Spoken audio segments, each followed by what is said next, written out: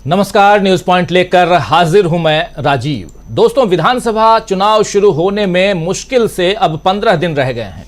7 तारीख से वोट पड़ने की शुरुआत हो जाएगी। आप जानते हैं कि 7 तारीख को 2 राज्यों में चुनाव है। एक मिजोरम, जहां पूरे के पूरे जो 40 सीटें हैं उन पर, और दूसरा 20 सीटों के लिए छत्तीसगढ़ में।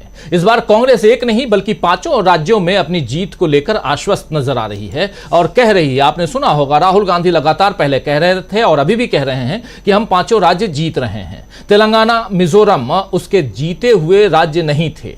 ये दोनों राज्य जहां पर कांग्रेस पार्टी जो है वो जीती नहीं थी पिछले 2018 में, लेकिन इन दोनों राज्यों में सरकार बनाने के इरादे कांग्रेस दिखा रही है। और इधर हिंदी पट्टी के जो 3 राज्य हैं, छत्तीसगढ़, मध्य प्रदेश और राजस्थान, इनमें भी माहौल ऐसा बना हुआ है कि इस बार कांग्रेस 2018 का इतिहास दोहराने जा रही है। वहीं कांग्रेस से उलट इस बार बीजेपी समझ ही नहीं पा रही है कि किस तरह अपनी मजबूती को जनता के सामने दिखाए।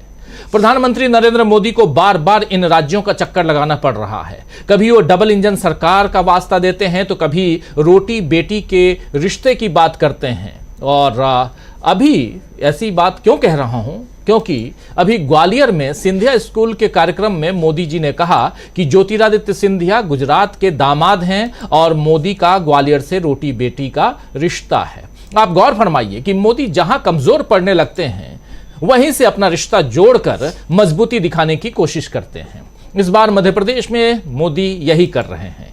लेकिन मध्य प्रदेश हो या राजस्थान, बीजेपी का रिश्ता जनता से तो कमजोर हो ही रहा है, बल्कि अब तो बीजेपी नेताओं का अपने संगठन से भी रिश्ता नाजुक हो चुका है।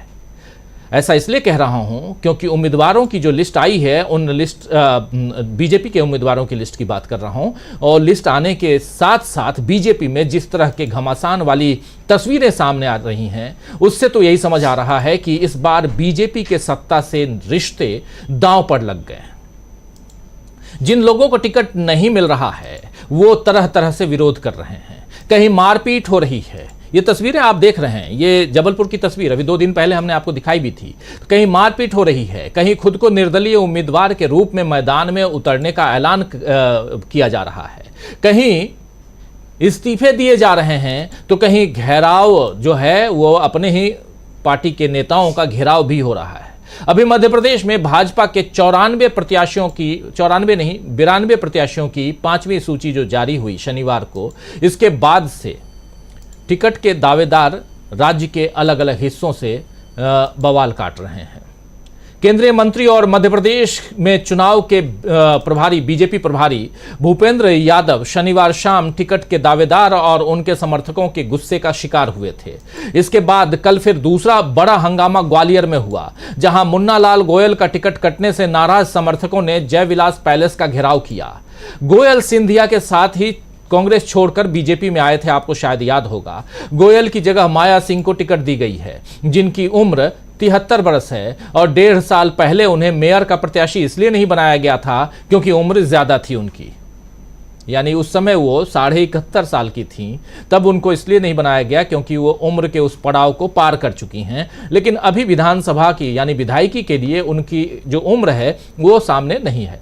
खैर, यानी बीजेपी किसी को भी अपनी सुविधा से टिकट दे सकती है या काट सकती है, लेकिन अब बीजेपी नेता आलाकमान के इस रवैये को बर्दाश्त करने के मूड में नहीं दिख रहे हैं। अभी मध्य प्रदेश में 5वीं लिस्ट के बाद ग्वालियर, धार, मनावर, टीकमगढ़, होशंगाबाद, चौरई, बुरहानपुर, सतना, नागौद, रैगांव, ऐसी कम से कम 40 सीटों से बीजेपी नेताओं की नाराजगी की खबरें आई हैं। यही हाल राजस्थान का भी है। यहां पहली लिस्ट आने के साथ ही बगावत के सुर उठने लगे और दूसरी लिस्ट के बाद ये सुर और तेज हो गए हैं। जैसे मकराना विधानसभा सीट पर बीजेपी ने युवा नेता और सरपंच प्रकाश भाकर को टिकट नहीं दिया, तो यहां पर पार्टी के 4,500 कार्यकर्ताओं ने बीजेपी का दामन छोड़ दिया है। इनमें से 3,500 पन्ना प्रमुख हैं, 190 बूथ अध्यक्ष, 5 में से 4 मंडल अध्यक्ष, 17 आईटी संयोजक और 3 युवा मोर्चा के मंडल अध्यक्षों ने अपने पद से इस्तीफा दे दिया। इससे पहले राज्यवर्धन सिंह राठौर, बाबा बालकनाथ, जयराम जाटव जैसे प्रत्याशियों को बीजेपी नेताओं के विरोध का सामना करना पड़ा है। बूंदी, अलवर, चित्तौड़गढ़, उदयपुर ऐसे कम से कम 10 ऐसी जगहों से बगावत होने का अंदेशा बीजेपी को है। और इसके अलावा सांसदों को विधानसभा चुनाव में उतारना, सीएम फेस का जिक्र न करना, केंद्र की उपलब्धियों पर जनता को यकीन न दिला पाना और सबसे बढ़कर राहुल गांधी की भारत जोड़ो यात्रा, इंडिया का गठन और कांग्रेस का दमदार प्रदर्शन, ये तमाम कारण बीजेपी को कमजोर कर ही रहे हैं। कुछ तस्वीरें, कुछ विजुअल्स, कुछ आप देख रहे हैं, इसको फुल स्क्रीन ले आइए। जो विरोध प्रदर्शन मध्य प्रदेश से लेकर राजस्थान तक जो है, जो तस्वीरें हैं वो आप तक हम रख रहे हैं। ये विरोध प्रदर्शन आपने देखा। और इसके अलावा ये जबलपुर है, इसके अलावा उधर ग्वालियर में और इधर राजस्थान में अलग अलग जगहों से ये और ग्वालियर में देखिए ये सिंधिया का घेराव हो रहा है। ये तस्वीर भी आप देख रहे हैं जय विलास पैलेस के सामने। जब हजारों की हुजूम वहां थी तो यहां पर सिंधिया साहब पहुंचे। ये सफेद शर्ट में आप देख रहे हैं ये सिंधिया हैं और इनका घेराव हो रहा है। ये तस्वीरें हैं, ये छोटी मोटी तस्वीरें नहीं हैं और ये तस्वीरें बहुत कुछ कहती हैं। और ऐसी ही तस्वीरें उधर जयपुर से भी आ रही हैं, राजस्थान से भी आ रही हैं। 4,500 कार्यकर्ताओं ने और पार्टी के अधिकारियों ने अगर इस्तीफा दे दिया हो, कई कह रहे हैं कि हम पार्टी छोड़ देंगे, कई निर्दलीय लड़ने का ऐलान कर रहे हों, तो ये छोटी मोटी बात नहीं है दोस्तों। तो आइए दोस्तों, आज न्यूज पॉइंट में चर्चा करेंगे कि क्या इस बार बगावत के कारण बीजेपी का होगा खेल खराब। क्या बागी बनेंगे बीजेपी की कमजोर कड़ी? क्या कांग्रेस ने कर दिया है काम तमाम? बीजेपी के अंदर अगर घमासान है तो इस घमासान का कारण क्या है? क्या कांग्रेस ने काम तमाम कर दिया है? चलिए इन तमाम मसलों से पर्दा हटाने की कोशिश करते हैं। हमारे साथ कुछ वरिष्ठ साथी जुड़े हुए हैं, उन सबसे पहले आपका परिचय करवाता हूं। बीजेपी के अंदर घमासान का क्या असर पड़ने जा रहा है आगामी चुनाव पर, इसकी हम चर्चा करेंगे। हमारे साथ इस वक्त 6 वरिष्ठ साथी देखिए जुड़े हुए हैं। प्रोफेसर अखिल स्वामी जी हमारे साथ जुड़े हुए हैं, उधर इंदौर से, मध्य प्रदेश से हमारे साथ जुड़े हुए हैं डॉक्टर प्रकाश हिंदुस्तानी जी, और इधर संजय कुमार सिंह साहब वरिष्ठ पत्रकार दिल्ली से जुड़े हुए हैं हमारे साथ। छत्तीसगढ़ से जुड़े हुए हैं डॉक्टर दीपक पाचपोर जी, गजेंद्र इंगले जी जुड़े हुए हैं हमारे साथ सीधे रीवा से, जहां तक मैं उम्मीद कर रहा हूं जी रीवा से जुड़े हुए हैं।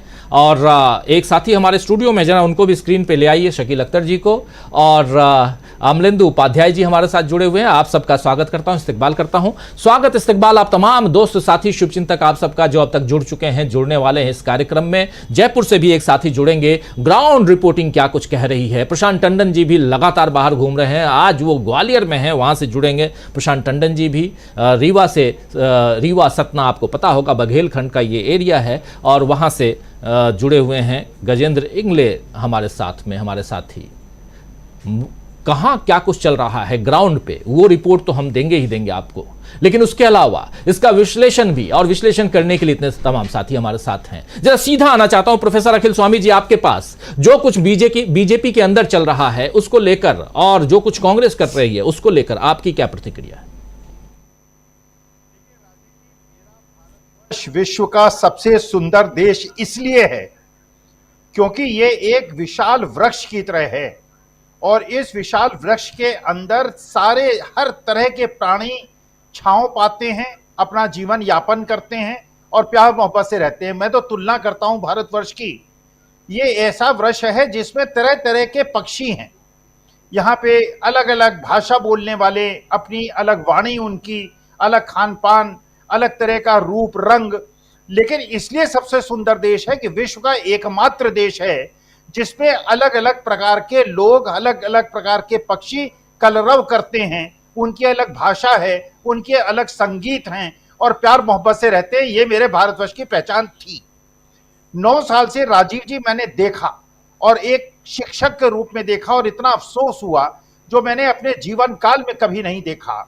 मैंने इस विशाल वृक्ष के अलग अलग पक्षियों को आपस में बांटते हुए और लोगों को उसमें अट्टहास करते हुए और उसमें एक प्रकार की खुशी महसूस करते हुए मैंने लोगों को देखा। तो मुझे बड़ा अफसोस होता था आज से 1.5 साल पहले कि मेरे देश को, इतने प्यारे देश को, भारतवर्ष को हो क्या गया है। 14 महीने पहले जो एक अलग जगी और जो मैंने महसूस किया, देखिए राजीव जी मैं स्पष्ट बताता हूँ, हिंदी भाषी हूँ, उत्तर प्रदेश का हूँ। लेकिन मुझे तमिलनाडु के लोग, केरला के लोग, महाराष्ट्र के लोग, मुझे नॉर्थ ईस्ट के लोग, मुझे पंजाब के लोग, वास्तविकता में गुजरात के लोग इतने सुंदर लगते हैं। हर प्रदेश में करीब करीब मैं गया हूं, वहां की अलग अलग वेशभूषा, उनके अलग अलग सोशल कल्चरल इवेंट्स, उनके खान पान, इतना आनंद आता है जो विश्व के किसी भी कोने में जाके आपको नहीं मिलेगा। इस विविधता वाले, इस प्यार वाले देश को जिस प्रकार से तोड़ा गया और 9 साल में इसको छिन्न भिन्न कर दिया गया, 14 महीने के अंदर मैंने इस देश को देखा। तो जो आप देख रहे हैं ये तो राजीव जी होना ही था। मैं इसके आगे की बात बताता हूं जो मैं देख रहा हूं। जैसे मैं पार्क में जाता हूं सुबह टहलने, वहां सीनियर सिटीजन अंकल्स का एक ग्रुप है। मैं 14 महीने के अंदर मैं जो उनके अंदर परिवर्तन देखा है राजीव जी, आज से 3-4 महीने पहले तक वो लोग एक प्रकार से आक्रमणकारी मुद्रा में होते थे और झपट पड़ते थे, आजकल मुंह छिपाते फिरते हैं। वो पता नहीं कौन सी पगड़ी टाइप की उन्होंने खरीद ली अपने चेहरे में, वो लगा के पार्क में घूमते हैं जिससे ये लोग ये ना लोकेट कर पाए ये भक्त हैं। तो मैंने 2-3 को बुलाया, मैंने कहा यार क्या हो गया, पहले तो तुम लोग बड़े आक्रामक हुआ करते थे, ये चेहरे को क्यों ढक रखा है। कहने लगे साहब ये जो हमारे नेता हैं जो हम गलतफहमी में पड़ गए थे, इन्होंने हमारी भद्द पिटवा दी है, ये तो चुनाव हार जाएंगे, कोई बात नहीं, गुजरात चले जाएंगे, हम जो यहाँ रहते हैं पार्क में टहलते हैं, हमारा क्या होगा। वास्तविकता में जो एकजुट भारत की एक मुश्त शक्ति है वो जुड़ गई है। आज के तारीख में चाहे केकी हो, चाहे कुकी हो, चाहे मैती हो, चाहे नागा हो, चाहे मिजो हो, चाहे तमिल हो, चाहे तेलुगु हो, आपकी भाषा मुझे नहीं समझ आती हो, लेकिन आप लोग मुझे इतने प्यारे लगते हैं और मेरी भाषा आपको, लेकिन हम आंखों की भाषा से बात करते हैं। इस भारतवर्ष को दोबारा जो जुड़ते हुए हिंदुस्तान देख रहा है, तो हिंदुस्तान का जो मूल आत्मा है वो जुड़ रही है। और जिन लोगों ने देश को तोड़ के टुकड़े टुकड़े गैंग की तरह काम किया है वो आज एक्सपोज हो रहे हैं, क्योंकि जनता का आक्रोश ये नेता देख रहे हैं। इसलिए उन धोखेबाज नेताओं को जिन्होंने 40 साल जिसकी रोटी खाई है, जिसका नमक खाया है, उसको धोखा दिया है, तो आज जनता इनका इसी प्रकार, अभी आप देखते जाइए राजीव जी, अभी तो लोकसभा इलेक्शन में 7-8 महीने बाकी हैं, उस तक क्या स्थिति होगी। ऐसे जो हमेशा 6 महीने से हम लोग कहते आए, ऐसे ऐसे नेता बीजेपी छोड़ेंगे, बीजेपी में पुरसाहाल नहीं मिलेगा आपको, कोई भी बीजेपी समर्थक नहीं मिलेगा। और ये जो पार्क में घूमने वाले व्हाट्सएप के अंकल्स हैं, वैसे भी व्हाट्सएप जो है इन लोगों से शून्य हो गया है। मुझे लगता है भक्त शून्य हो गई है ये धरती। जैसे एक बार रामायण काल में कहा गया था कि क्या हो गया, शक्ति विहीन हो गए लोग, वैसे ही ये स्थिति बन जाएगी। 6 महीने और वेट कीजिए। 6 महीने का इंतजार, लेकिन विधानसभा चुनावों का अब इंतजार जो है वो आपको करने की जरूरत नहीं है। सिर्फ 15 दिन बाद पहला चुनाव 7 तारीख को होना है, और वो भी उधर मिजोरम में और इधर छत्तीसगढ़ में, और वहीं से शुरुआत हो जाएगी वोटिंग की, जो 30 नवंबर तक चलेगी, और उसके बाद 3 दिसंबर को रिजल्ट आएगा। और उसके आगे जो कुछ होना है, जिसके बारे में प्रोफेसर अखिल स्वामी जी कह रहे हैं, पार्क में घूमने वाले जो लोग हैं वो क्या कुछ कहते हैं, व्हाट्सएप यूनिवर्सिटी पर अब क्या कुछ चल रहा है, वो तमाम बातें यहां बता रहे थे प्रोफेसर अखिल स्वामी जी। हमारे साथ 3 साथी जुड़े हुए हैं अलग अलग जगहों से। देखिए, प्रशांत टंडन जी आज ग्वालियर में हैं। प्रशांत जी, आपका स्वागत करता हूं। हमारे साथ रेवा से जुड़े हुए हैं गजेंद्र इंगले जी, और जयपुर से जुड़े हुए हैं हमारे साथी साहिल खान जी। और तीनों अलग अलग जगहों, 2 मध्य प्रदेश से, एक जयपुर से यानी राजस्थान से, और एक साथी भी मध्य प्रदेश से हैं डॉक्टर प्रकाश हिंदुस्तानी जी। और इधर स्टूडियो में शकील अख्तर जी जुड़े हुए हैं। शकील जी, आपका स्वागत करता हूं। सीधा आपके पास ही आना चाहता हूं शकील अख्तर जी, कैसे देखा जाए, कांग्रेस क्या कमाल कर रही है और कैसे कांग्रेस ने काम तमाम कर दिया है बीजेपी का, कैसे यहां बीजेपी के अंदर घमासान मचा हुआ है, जरा आपका विश्लेषण। देखिए राजीव जी, ये बीजेपी का जो घमासान है ये मोदी जी के कमज़ोर होने की निशानी है। पहले कभी ऐसा नहीं होता था। उत्तराखंड में मोदी जी ने 4-4 मुख्यमंत्री बदल दिए, कोई नहीं बोला। महाराष्ट्र में फडणवीस को मुख्यमंत्री से उप मुख्यमंत्री बना दिया, कोई नहीं बोला। ऐसे बहुत सारे उदाहरण हैं। मगर अब स्थिति बहुत तेज़ी के साथ बदल रही है।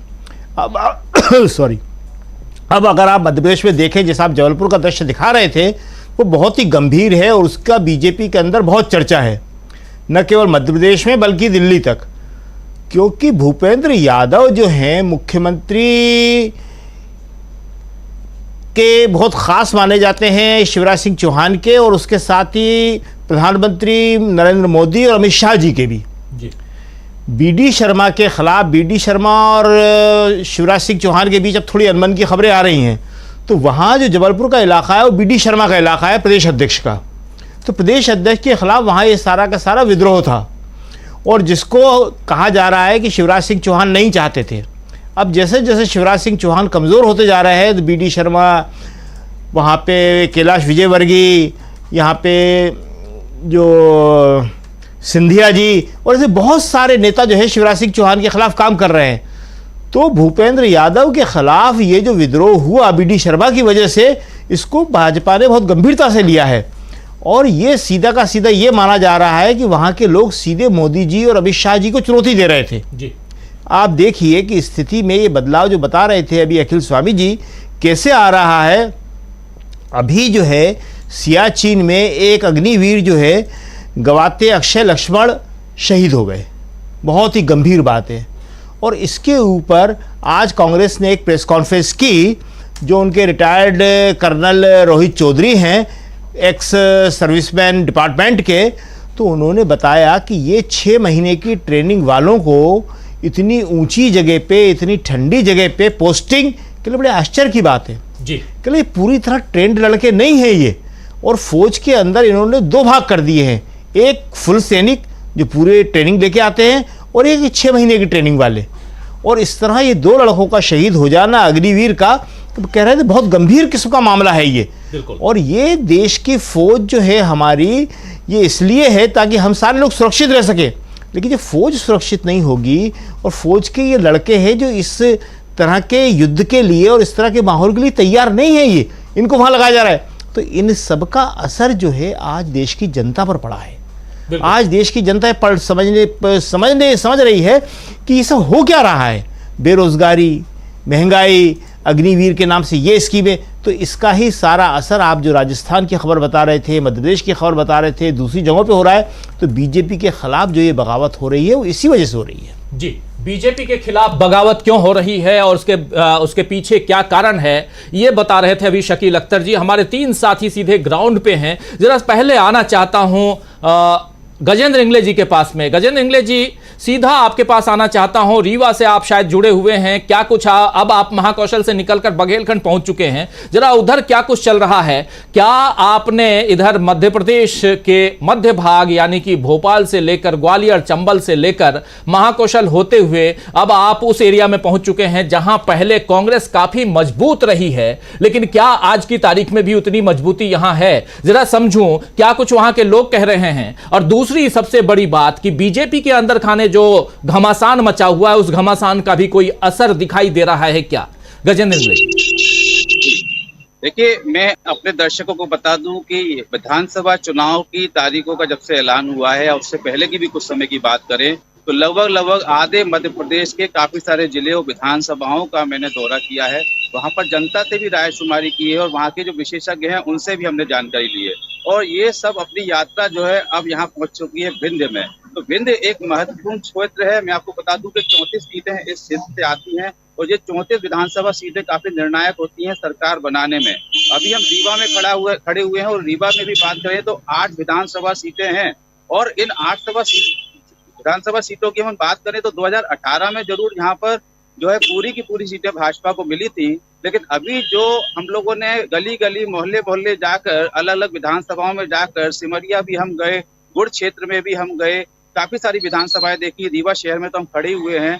तो जो जनता से हमें मिली जुली प्रक्रिया मिली वो तो है ही, लेकिन साथ में मैंने यहाँ पर कुछ पत्रकार साथियों को भी अपने बुलाया हुआ है, क्योंकि वो यहाँ की जमीनी हकीकत को जानते हैं। वे समझते हैं कि किस तरह की रणनीति यहाँ पर रही है। तो मैं चाहूंगा कि थोड़ा हम यहाँ के पत्रकार साथियों से जानें कि क्या रणनीति बन रही है विंध्य में इस बार, किस तरह से जो है जनता का रुख है।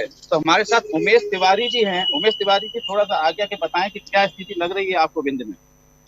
विंध्य में इस बार ये कहा जाए कि बिल्कुल एक तरफा है चुनाव, क्योंकि टिकट का जो बंटवारा हुआ है वो चेहरा देख करके और जुगाड़ पे टिकट दिया गया है, न कि जमीनी कार्यकर्ताओं। और कई ऐसे चेहरे हैं जो कि वो एक बार भी चुनाव नहीं हारे और उनकी टिकट काट दी गई, सांसदों को लड़ा दिया गया है। काफी इसमें फर्क पड़ेगा। और यहाँ तक कि सीधी की बात की जाए, सीधी में केदार शुक्ला जी हैं, तो उन्होंने निर्दलीय पर्चा कर दिया। ये इसमें भाजपा को भुगतना पड़ेगा और नीति पाठक इसके काफी कमजोर कर रहे हैं।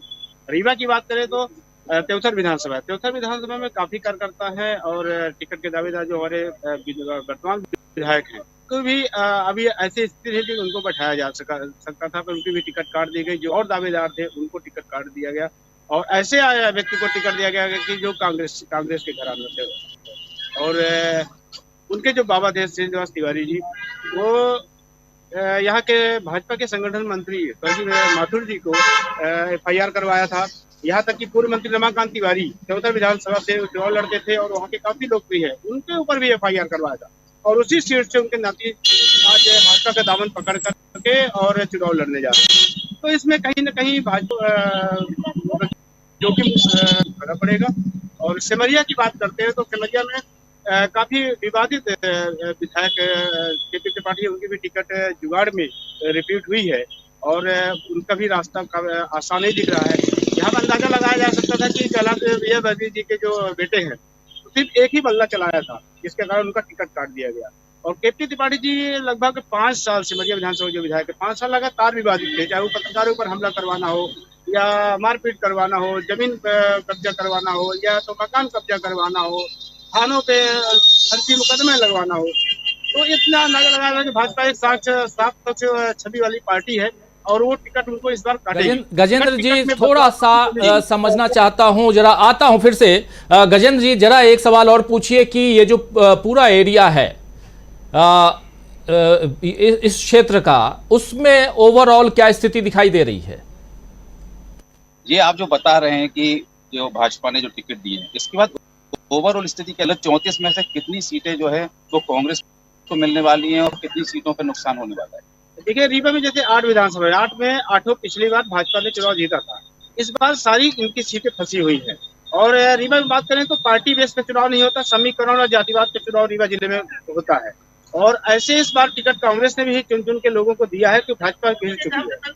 अब ये आंकड़ा लगाया जा रहा है कि 4-4 का आंकड़ा आएगा, पर इसमें 4 में एक सिरमौर विधानसभा बात करें तो वहाँ पे BSP भी काफी, बहुजन समाज पार्टी भी काफी मजबूती के साथ चुनाव लड़ रही है सारे सर्वे में। और ठीक है गजेंद्र इंगले जी, दोबारा आता हूं। गजेंद्र इंगले जी दोबारा आता हूं, अभी आप बने रहिए, थोड़ा सा इस पर विश्लेषण हम इधर कर लेते हैं और दोबारा आते हैं। एक मजेदार और बहुत इंपॉर्टेंट तथ्य यहां बता रहे हैं तिवारी जी, जो गजेंद्र इंगले जी के साथ में हैं, वरिष्ठ पत्रकार हैं, वो बता रहे हैं कि 8 की 8 सीटें जो पिछली दफा बीजेपी के पास थी, अब इस दफा उसमें से 4-4 हो सकती हैं सीटें, एक BSP के पास भी जा सकती है। जरा आना चाहता हूं डॉक्टर प्रकाश हिंदुस्तानी जी आपके पास। जो बातें यहां बताई जा रही हैं, गजेंद्र इंगले पहुंचे हुए हैं विंध्य प्रदेश में और वहां यानी कि रीवा, सतना, ये पूरा का पूरा एरिया बघेलखंड भी कहलाता है इस एरिया में। लेकिन आप चूंकि मालवा रीजन में बैठे हुए हैं, यहां से लेकर के आप क्या कुछ देख रहे हैं अब, जबकि अब लगभग चुनाव की तैयारियां पूरी हो चुकी हैं मध्य प्रदेश में। 228 सीटें जो उम्मीदवार हैं, इन 228 सीटों पर कांग्रेस ने अपने उम्मीदवार, कांग्रेस ने 229 सीटों पर और बीजेपी ने 228 सीटों पर अपने उम्मीदवारों को उतार दिया है। अब क्या कुछ दिखाई दे रहा है डॉक्टर प्रकाश हिंदुस्तानी जी? राजीव जी, अब बगावत ही बगावत दिखाई दे रही है। दोनों तरफ बगावत है, कांग्रेस पे भी और बीजेपी में भी। और कांग्रेस में बगावत बहुत ज्यादा है। इसके 2 कारण हैं। एक तो ये कि जो बगावती कार्यकर्ता और नेता हैं कांग्रेस के, उन्हें लगता है कि इस बार कांग्रेस के जीतने की प्रबल संभावना है और अगर उन्हें टिकट नहीं मिला तो उनकी राजनीति का बड़ा नुकसान हो जाएगा। पहली बात तो उन्हें ये लगती है। दूसरी बात, कांग्रेस में नाराजगी का कारण ये लगता है कि कांग्रेस लोकतांत्रिक पार्टी है, बीजेपी की तरह एकदम तानाशाही वहां नहीं चलती कि जो आला कमान ने कह दिया वो अंतिम सत्य है। तो लोग अपने अपने हिस्से से आवाज उठाने की कोशिश करते हैं। अब आज ही खबर आई है कि बीजेपी के एक बड़े नेता थे, मध्य प्रदेश के स्वास्थ्य मंत्री थे रुस्तम सिंह, एक IPS अधिकारी हैं, रिटायर होने के बाद बीजेपी में चले गए थे जब बीजेपी की सरकार थी, स्वास्थ्य मंत्री रहे, तो उन्होंने छोड़कर बसपा ज्वाइन कर ली है। इस तरह दल बदल की बहुत सारी खबरें आ रही है। बीजेपी के बहुत से नेता दल बदल कर चुके हैं। बीजेपी ने जितने लोगों के टिकट काटे हैं 29 विधायकों को बीजेपी ने घर बिठा दिया है। यानी आप सोच लीजिए कि लगभग जो विधायक थे, मंत्रियों में से 3 मंत्रियों को घर बिठाया, पर जो विधायक थे उनमें से 44%, 44% एमएलए बीजेपी के थे, उन्हें टिकट नहीं मिला। तो बीजेपी रिस्क ले रही है कि उसे लगता है कि क्या करें, एंटी इनकम्बेंसी से कैसे निपटे। मंत्रियों को तो हटाने की हिम्मत कर नहीं पा रही है। 9 मंत्रियों के नाम रोके थे, लेकिन जो आखिरी सूची आई उसमें केवल 3 मंत्रियों के नाम काटे। तो इन मंत्रियों को जिनको टिकट दिया है उनमें सिंधिया खेमे के मंत्री हैं 4। तो इसका मतलब ये कि सिंधिया की चली है, सिंधिया ने अपने लोगों को टिकट दिलवा दिया। जो नाराज बीजेपी थी उसे इससे बल मिला। अब कुछ ऐसे थे, जैसे गौरीशंकर बिसेन अपने बेटी को टिकट दिलाना चाहते थे, उसको टिकट मिल गया। कैलाश विजयवर्गीय बेटे को टिकट चाहते थे, बेटे को टिकट नहीं मिला। तो बड़ा असंतोष बीजेपी में है। लेकिन कांग्रेस में उससे ज्यादा असंतोष है, क्योंकि कांग्रेस के प्रति लोगों को लगता है कि ज्यादा उम्मीद दिखती है कि सरकार इनकी बनेगी। ऐसा लगता है जिस पार्टी की सरकार बनने की उम्मीद ना हो उस पार्टी में बगावत नहीं होती है। ये चुनाव का सीधा सा गणित है। तो जो बगावत है, बगावत जो घमासान बीजेपी में मचा है, क्योंकि बीजेपी में जो भगदड़ मची हुई है, जो पुराने नेता छोड़ छोड़कर जा रहे हैं, जिला पंचायत के पूर्व अध्यक्ष, पूर्व विधायक, पूर्व सांसद, इससे लगता है अच्छा बीजेपी में इन लोगों ने जाने की शुरुआत काफी पहले कर दी थी। 2-3 महीने पहले से इन्होंने जाने की शुरुआत कर दी थी ताकि वे अपनी गोटी बिठा सके कहीं और। तो बड़ा भगदड़ का माहौल है और लोग कहते हैं कि इससे चुनाव के नतीजे प्रभावित होंगे। पिछले बार जब विधानसभा के नतीजे आए थे 2018 में, उसमें 3 कांग्रेस के बगावती लोग थे, जिनके कारण कांग्रेस ने 3 सीटें कम जीती थी। वरना कांग्रेस की सीटें 114 के बजाय 117 होती और स्पष्ट बहुमत मिल जाता। बीजेपी ने 5 सीटें खो दी थी बगावतियों के कारण। तो बगावत का माहौल है। अभी जो भगदड़ मची हुई है, देखते हैं किस तरह बीजेपी और कांग्रेस भगदड़ से निपटती है। लेकिन कांग्रेस का जो उत्साह है कार्यकर्ताओं का और समीक्षकों का, सबका कहना है कि कांग्रेस की सीटें, कांग्रेस अभी के हालात में कह सकते हैं कि बढ़त बनाए हुए है। लोग दावा करते हैं कि 140 सीटें तक कांग्रेस को आ सकती है। ये वर्तमान का आकलन है। चुनाव होने के बाद ये बढ़ सकती सीटें या घट भी सकती है।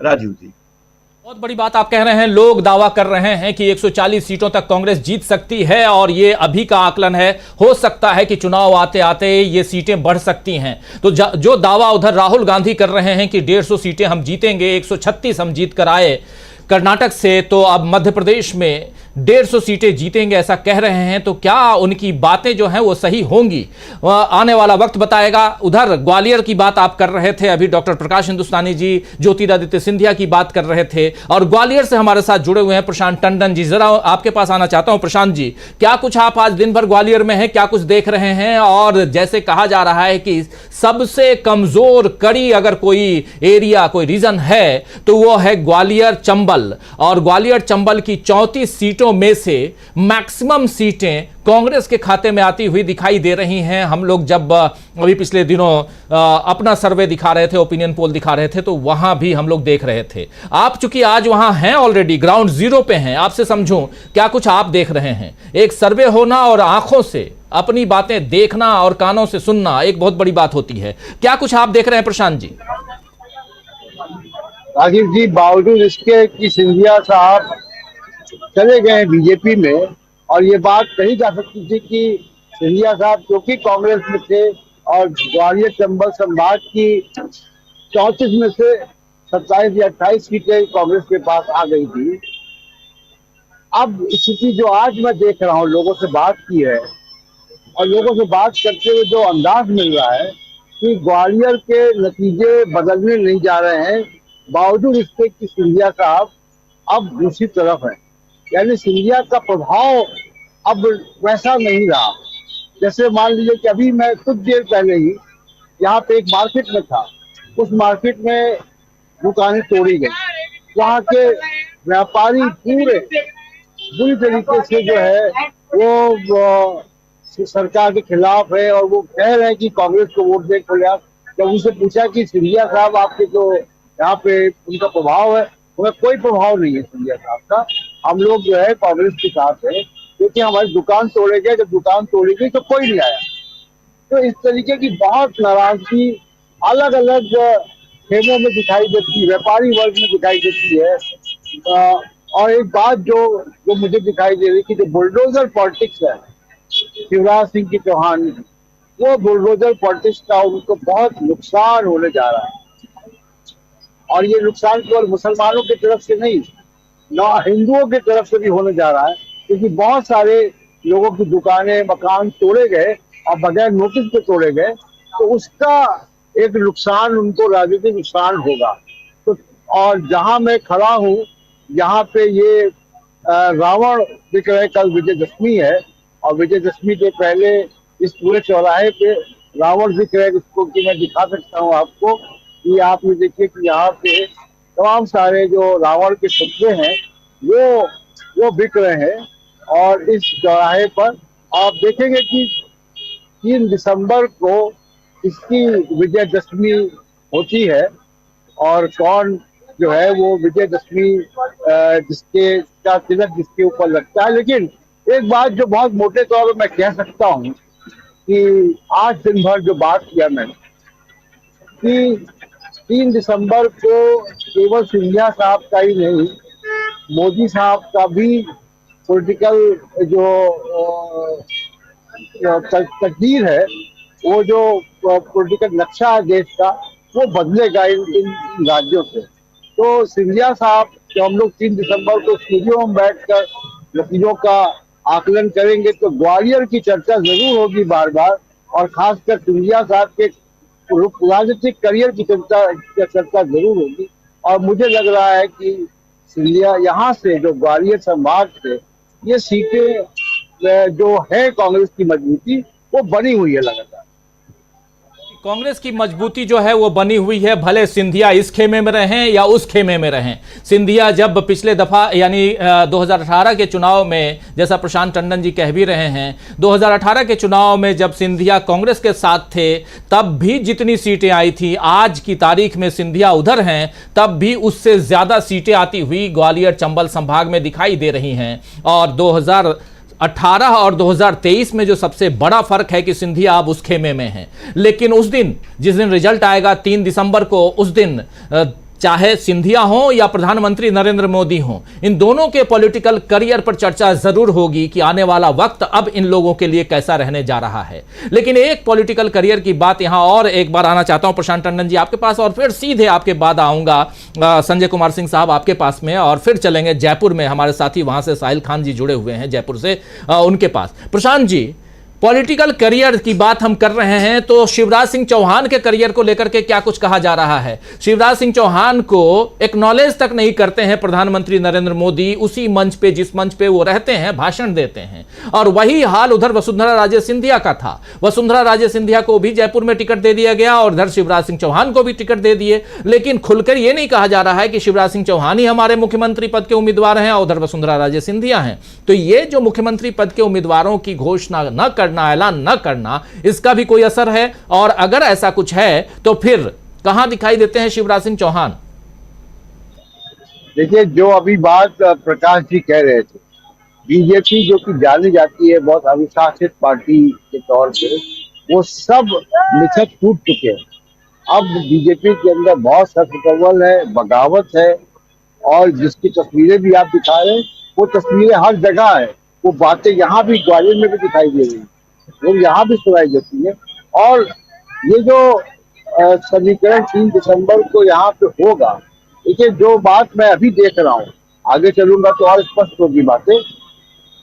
कांग्रेस के पक्ष में हो या ना हो, बीजेपी की शिवराज सिंह चौहान के खिलाफ तो लहर है। बिल्कुल स्पष्ट रूप से मैं कह सकता हूं कि उनकी सरकार के खिलाफ एक वेव चल रही है और वो एक बड़ी हार की तरफ जाते हुए दिखाई दे रहे हैं। बात आप कह रहे हैं कि शिवराज सिंह चौहान, जी हां दोस्तों, कोटेड और दोबारा इस बात को कह रहा हूं जो प्रशांत टंडन जी कह रहे हैं कि शिवराज सिंह चौहान के खिलाफ इस प्रदेश में यानी मध्य प्रदेश में एक लहर दिखाई दे रही है और शिवराज सिंह चौहान और उनकी पार्टी बीजेपी एक बड़ी हार की तरफ बढ़ती हुई दिखाई दे रही है। धरातल पे ग्राउंड जीरो से जो कुछ सामने आ रहा है वो हम आप तक बड़ी ईमानदारी के साथ पहुंचा रहे हैं। हमारे साथ और भी साथी जुड़े हुए हैं, रीवा से जुड़े हुए हैं गजेंद्र इंगले साहब और इधर जयपुर से जुड़े हुए हैं साहिल खान जी। लेकिन उनसे पहले आना चाहता हूं एक प्रतिक्रिया के लिए संजय कुमार सिंह साहब हमारे साथ जुड़े हुए हैं इधर दिल्ली से। संजय जी, आपसे समझना चाहता हूं कि जो बातें यहां हो रही हैं ग्राउंड जीरो से, उन बातों को किस रूप में देखा जाए और बीजेपी के घमासान जिसकी चर्चा यहां डॉक्टर प्रकाश हिंदुस्तानी जी भी कर रहे थे और हम लगातार वैसे विजुअल्स दिखा भी रहे हैं, कांग्रेस के खेमे में भी घमासान है लेकिन वो अंदाज नहीं है जो अंदाज बीजेपी के अंदर है। यहां कपड़े फाड़ने की बात तो कांग्रेस के नेताओं के ऊपर चल रही थी मध्य प्रदेश में, लेकिन कपड़े तो यहां फाड़े जा रहे हैं बीजेपी के। संजय जी, पॉलिटिक्स में वोट लेने के लिए एक रेपो होना चाहिए लीडर्स और वर्कर्स के बीच में। बीजेपी में या बीजेपी की कार्यशैली में नहीं कहूंगा, नरेंद्र मोदी की कार्यशैली में वो रेपो खत्म हो गया है। तो इसलिए, और जो पिछली बार तो बीजेपी हारी गई थी, तो अगर माधवराव सिंधिया को या उनकी टीम के साथ, उनके साथ जो लोग गए थे उनको लेकर अगर सरकार बनाई गई तो वो कंटिन्यू करे या उसी पर आगे बढ़ा जाए, ऐसा कुछ जनता को नहीं मिला। सरकार बन गई, सरकार चल रही थी, एक सामान्य तरह से कोई सरकार काम करती है वैसे करती रही। माने जो नाराजगी है वो सब अपनी जगह है। अगर मैं वो सबको छोड़ भी दूं तो भी अगर बीजेपी पहले ही हार गई थी और माधवराव सिंधिया को लेकर के सरकार बनाई गई तो उसको कंपनसेट करने के लिए जो कुछ होना चाहिए था वो हुआ लगता नहीं है, दिखाई नहीं देता है, और वो नरेंद्र मोदी की कार्यशैली में भी नहीं है। तो इस कारण वोट बढ़ेंगे कैसे? जो एक रेपो होना चाहिए, जैसे बोले तोड़ दिया बुलडोजर, तो होता क्या है कि वो सब जरूरी है, हो सकता है कि शासन के लिए जरूरी हो, एडमिनिस्ट्रेशन चलाना है तो ये सब करना पड़े, लेकिन जो आहत है, जो पीड़ित है, उसको सांत्वना का एक मतलब होता है, उसकी बात सुनने का एक मतलब होता है। वो सब बीजेपी में मुझे दिखाई नहीं देता है। मतलब अगर आप किसी से, कोई पहुंच ही नहीं सकता है नेताओं तक, तो कैसे काम होता होगा? और जब सबको पता है कि निर्णय कोई भी बहुत उच्च स्तर पे होता है, मोदी जी करेंगे या अमित शाह ही करेंगे, तो आम आदमी जानता है। और जाहिर है अगर वो अपने नेताओं के पास जाता होगा, अगर विधायक के पास जाएगा या मुख्यमंत्री के पास जाएगा तो क्या रिएक्शन मिलता होगा, ये हम लोग अंदाजा लगा सकते हैं। तो ऐसे में जनता का नाराज होना स्वाभाविक है, और ये नाराजगी 15 साल की है, 5 साल की नहीं है। पिछला 5 साल तो मैक्सिमम है जो सबसे ज्यादा लोग नाराज हुए होंगे, क्योंकि लोगों ने वोट दिया था कांग्रेस को, सरकार बन गई बीजेपी की। अब बीजेपी सरकार में रहकर अगर कुछ असाधारण करती, कुछ एक्स्ट्राऑर्डिनरी करती कि हाँ हमने गलती की या अनुचित करके सरकार बनाई है, उसके बदले तुम्हें ये मिला, तो शायद उसको लोग भूल जाते, लेकिन ऐसा कुछ नहीं हुआ। तो वो नाराजगी तो जनता के दिमाग में होगी ही होगी, और प्लस की कुछ काम नहीं किया गया, जबरन सरकार बना के दी, तो दोनों नाराजगी मिलकर वो इस इलेक्शन में निश्चित रूप से दिखाई देना चाहिए। और मुझे लगता है कि जो रिपोर्ट आ रही है सब जगह से वो इसी का नतीजा है, वरना बीजेपी में इस ढंग से विरोध होने का कोई मतलब नहीं है। कांग्रेस तो डेमोक्रेटिक पार्टी है, उसमें विरोध हमेशा होता है, हम लोग बचपन से देख रहे हैं, उसमें तो होता ही रहता है, उसका कोई खास मायने नहीं है। हर चुनाव से पहले होता है, वहां हर लोग कहते हैं और सब कुछ होता है। लेकिन बीजेपी में अगर इस लेवल पे विरोध हो रहा है तो उसका मायने है, और मुझे लगता है कि हालत बहुत खराब है, तब इतना दिख रहा है। जो बीजेपी में छिपाने दबाने की जो वो है उसका भी असर होगा। उसके बावजूद अगर इतना दिख जा रहा है या इतना दिखाई दे रहा है तो वो ज्यादा है, और इसलिए स्थिति बहुत खराब होगी, मेरा मानना है। राजीव जी, स्थिति बहुत खराब होगी। लेकिन उधर छत्तीसगढ़ से जुड़े हुए हैं डॉक्टर दीपक पाचपोर जी, आपके पास भी एक बार जल्दी से फटाफट एक कमेंट के लिए आता हूं, और फिर गजेंद्र इंगले हमारे साथ जुड़े हुए हैं, उनके पास भी प्रशांत टंडन जी जुड़े हुए हैं। जयपुर से हमारे साथी शायद डिस्कनेक्ट हो गए हैं, उनको फिर से जोड़ने की कोशिश कीजिए। और जयपुर चलना बहुत जरूरी है, क्या कुछ वहां चल रहा है? कल से जैसे ही बीजेपी की लिस्ट आई है उसके बाद से वहां भी हंगामा मचा हुआ है, वो भी समझेंगे उनसे। लेकिन दीपक जी, सबसे शांत प्रदेश अगर कोई दिखाई दे रहा है तो छत्तीसगढ़, ऐसा माना जाए क्या? और छत्तीसगढ़ जो है वो शायद बीजेपी के सामने, या कहें तो कांग्रेस के सामने एक बूस्टर की तरह है। आज तो भूपेश बघेल ने यहां तक कह दिया है कि जैसे हमारी सरकार बनेगी, किसानों के कर्ज माफ़ी का जो हमारा काम चल रहा था उसको दोगुनी रफ्तार से हम आगे बढ़ाएंगे। जैसे सरकार अगली आ रही है हम किसानों के कर्ज माफ़ कर देंगे। ये तक आज आह्वान भूपेश बघेल ने किया है। तो छत्तीसगढ़ में क्या कुछ चल रहा है और उसका असर दूसरे राज्यों पर कितना पड़ता हुआ दिखाई दे रहा है, डॉक्टर दीपक पाचपोर जी। देखिए, ये आपने सही कहा कि छत्तीसगढ़ जो है अपेक्षाकृत जितना डेवलपमेंट बाकी जगह हो रहा है, उठापटक हो रही है, वैसा नहीं है। तो उसका एक कारण शायद ये हो सकता है कि कांग्रेस ने काफी पहले से एक तरह से तैयारी शुरू कर दी थी। जैसे जिस समय पिछले समय जब चुनाव हुआ था 2018 का, उसके बाद से लगातार एक भी ऐसा उपचुनाव नहीं हुआ है जिसमें कांग्रेस को हार नजर आई हो। उसके भी सारे उम्मीदवारों की घोषणा हो गई है, कुछ विधायकों के टिकट काटे भी गए हैं। निश्चित रूप से कुछ विधायकों ने जिनके टिकट काटे गए हैं उन्होंने भी मतलब एक तरह से अपना विरोध जताया है, उसको मैनेज किया जा रहा है। भारतीय जनता पार्टी में अब वैसा कोई असंतोष जैसा नजर नहीं आ रहा। जो छोटे मोटे कुछ लोगों का जो टिकट कटा था जो था वो सब कुछ मैनेज हो गया है। बाकी राज्यों की तरह यहाँ पर हमें उठापटक की खबरें और वैसे बगावती सुर नहीं दिखते। लेकिन दूसरी जो बात है, जो आपने बताया कि कांग्रेस इस समय जो है कुछ घोषणा पत्र में जो ला रही है, उसमें देखिए जाति जनगणना पे फिर से एक बार जो है और जोर दिया गया है। बड़ा स्पष्ट किया गया है कि हमारी सरकार अब जब आएगी तो हम जाति जनगणना कराएंगे। उसके बाद यहाँ की जो सफल योजना थी गोबर की बिक्री को लेकर, तो उनका ये भी कहना है कि इसको भी हम जो है इसका रेट बढ़ाएंगे। और तीसरा जो एक मामला है कि धान जो है उसका प्रति एकड़ की जो खरीदी है वो बढ़ाकर 20 क्विंटल तक किया जाएगा। तो निश्चित रूप से ऐसा लगता है कि जैसा पिछला परफॉर्मेंस कांग्रेस का रहा है, तो ये आने के बाद अगर सरकार बनती तो वो जो चीजें हैं वो शायद वापस जो है घोषणा पत्र की जो है उसका अमल हो जाएगा। लेकिन अब इसमें मजेदार बात यह है कि भारतीय जनता पार्टी कोशिश कर रही है कि इस तालाब में कुछ कंकड़ फेंक कर कोशिश करे कि कुछ हलचल हो। गौरव भाटिया जो है भारतीय जनता पार्टी के प्रवक्ता, वो रायपुर में थे। उन्होंने 2-3 बड़ी मजेदार बात कही है। यहाँ पर नक्सलियों ने एक आदिवासी भारतीय जनता पार्टी के कार्यकर्ता की हत्या कर दी। जो बोहला मानपुर का जो एरिया है, वहां पर हत्या होने के बाद उसको बड़े जबरदस्त ढंग से गौरव भाटिया ने उठाया है उसको।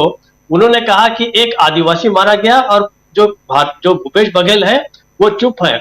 वो भूल जाते हैं कि वहां पर मणिपुर में इतना बड़ा कांड हो गया, पता नहीं कितने आदिवासी मर गए, उसके बारे में उनको कोई ये नहीं है। और उन्होंने बहुत मतलब नहीं होनी चाहिए, हत्या नहीं होनी चाहिए, और हम ऐसा कंपैरिजन नहीं कर सकते। और उनका कहना था कि कानून व्यवस्था की स्थिति जो है छत्तीसगढ़ में ध्वस्त हो चुकी है और जो भूपेश बघेल है वो एक शब्द भी नहीं निकाल रहे हैं, तो लगता है कि वो गजनी हो गए हैं। वो जो है याददाश्त जो है उनकी चली गई है। तो मतलब अब कोशिश कर रही भारतीय जनता पार्टी की इन चीजों को उठाए, कुछ हलचल मचे, कुछ बात हो, लेकिन बहुत कुछ हो नहीं रहा है। तो ऐसा लगता है कि शांतिपूर्ण तरीके से ही है छत्तीसगढ़ का चुनाव जो है वो निपट जाएगा, जैसे पहले भी निपटते आए हैं। तो मेरे पास ऐसी कोई बहुत ही रोमांचक और सनसनीखेज खबरें देने के लिए आपके पास कुछ भी नहीं है, जैसा मध्य प्रदेश से मिल रही है, आपको राजस्थान से मिल रही है।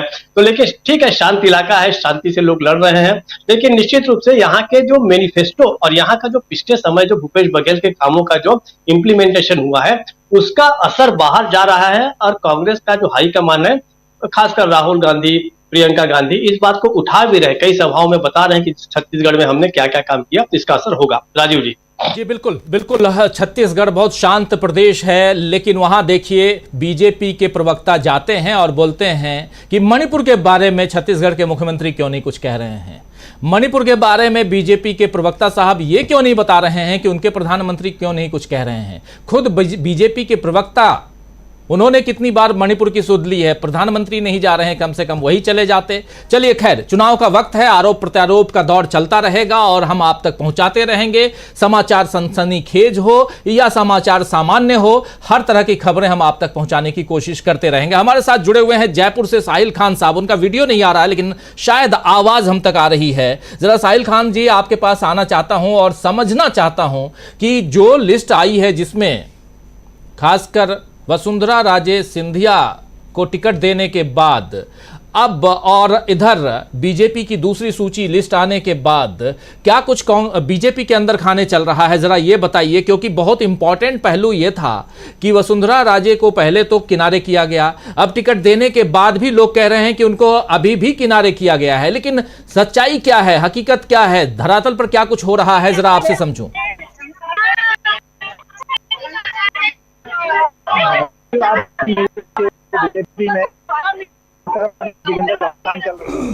आवाज नहीं आ रही है साहिल खान जी की, जरा दोबारा जोड़ने की कोशिश कीजिए। और सीधा आना चाहता हूं गजेंद्र इंगले जी के पास में। गजेंद्र इंगले, आपसे जरा समझूं, रीवा में बैठे हुए हैं, बहुत सारी बातें हम आपसे कर चुके हैं, और लेकिन समझना यही कि जो बात हमें हमारे पास दो लोगों ने और भी रखी आपके अलावा, प्रशांत टंडन जी ग्वालियर से और इधर इंदौर से जुड़े हुए डॉक्टर प्रकाश हिंदुस्तानी जी, और लेकिन दोनों की बातों में एक समानता है कि बीजेपी के खिलाफ एक माहौल, एक लहर वहां पर दिखाई दे रही है। क्या आपको भी ऐसा कुछ लग रहा है? और आपके साथ शायद कोई वरिष्ठ पत्रकार हैं, उनसे भी जरा पूछिएगा कि क्या कुछ ये लोग देखते हैं जल्दी से।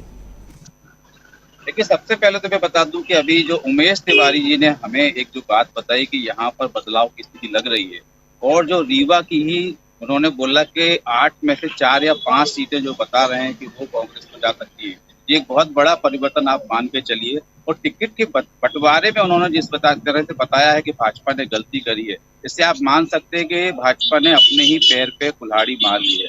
हमारे साथ में एक और वरिष्ठ पत्रकार है रीवा के, अजय सिंह जी, वो यहाँ पर मौजूद हैं। हम उनसे जानने की कोशिश करते हैं कि किस तरह के राजनीतिक समीकरण यहाँ बन रहे हैं, यदि यहाँ आने वाले समय में भाजपा को कुछ नुकसान हो रहा है तो क्या कारण है, क्या कारण मानते हैं आप उसका?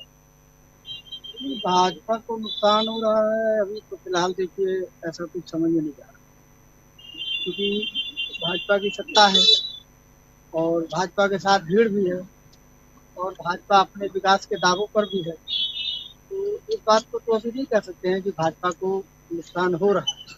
लेकिन टिकट को लेकर के मैंने देखा कि भारतीय जनता पार्टी को, मैं भी 30 ईयर की लगातार के क्षेत्र में, पहली बार मैंने देखा कि भारतीय जनता पार्टी में जहाँ पर मतलब सिटिंग एमएलए है, वहाँ पर मतलब ऑलरेडी पहले से उनके विधायक हैं, वहाँ पर भी भाजपा के दूसरे, तीसरे, चौथे, पांचवें मतलब इस टाइप से दावेदारों ने जो है तो अपना अपना दावा ठोक रखा था और टिकट मांग रहे हैं। ये भाजपा की जो मतलब जो अनुशासन व्यवस्था हुआ करती थी, अनुशासन को लेकर के भाजपा इस पूरे देश के अंदर जानी जाती, उसका तो मतलब जो है तो ये मतलब बिगड़ा हुआ स्वरूप दिखाई दिया पहली बार। और जो है तो लगभग हर विधानसभा क्षेत्र से, रीवा विधानसभा को छोड़ दीजिए तो बाकी ऐसी कोई विधानसभा नहीं थी जिस विधानसभा से दूसरे, तीसरे, चौथे दावेदार नहीं थे। और उनमें से पहली बार जो है तो ये भी हुआ है कि मतलब रीवा के भी मतलब सिटिंग एमएलए की टिकट कटे, विधायक थे उनकी टिकट इस बार कट गई।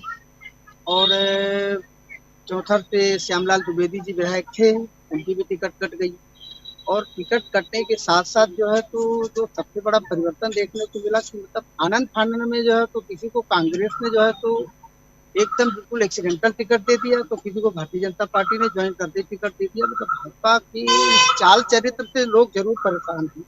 ये कौन सी भाजपा सामने आ रही जो मतलब जो है तो किसी मतलब ऐसे लोगों के बारे में मतलब जो है तो इमीडिएट विचार करने लगी है, मतलब जिनका भारतीय जनता पार्टी से दूर तक कोई लेना देना नहीं।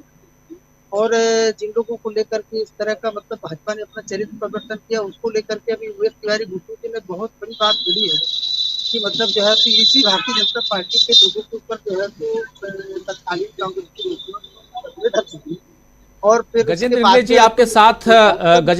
आपके साथ कुछ और पत्रकार हैं, जरा उनसे भी पीछे शायद एक और पत्रकार हैं, अगर उनसे भी पूछिए कि क्या कुछ ये देख पा रहे हैं और क्या कुछ इन तक खबरें हैं।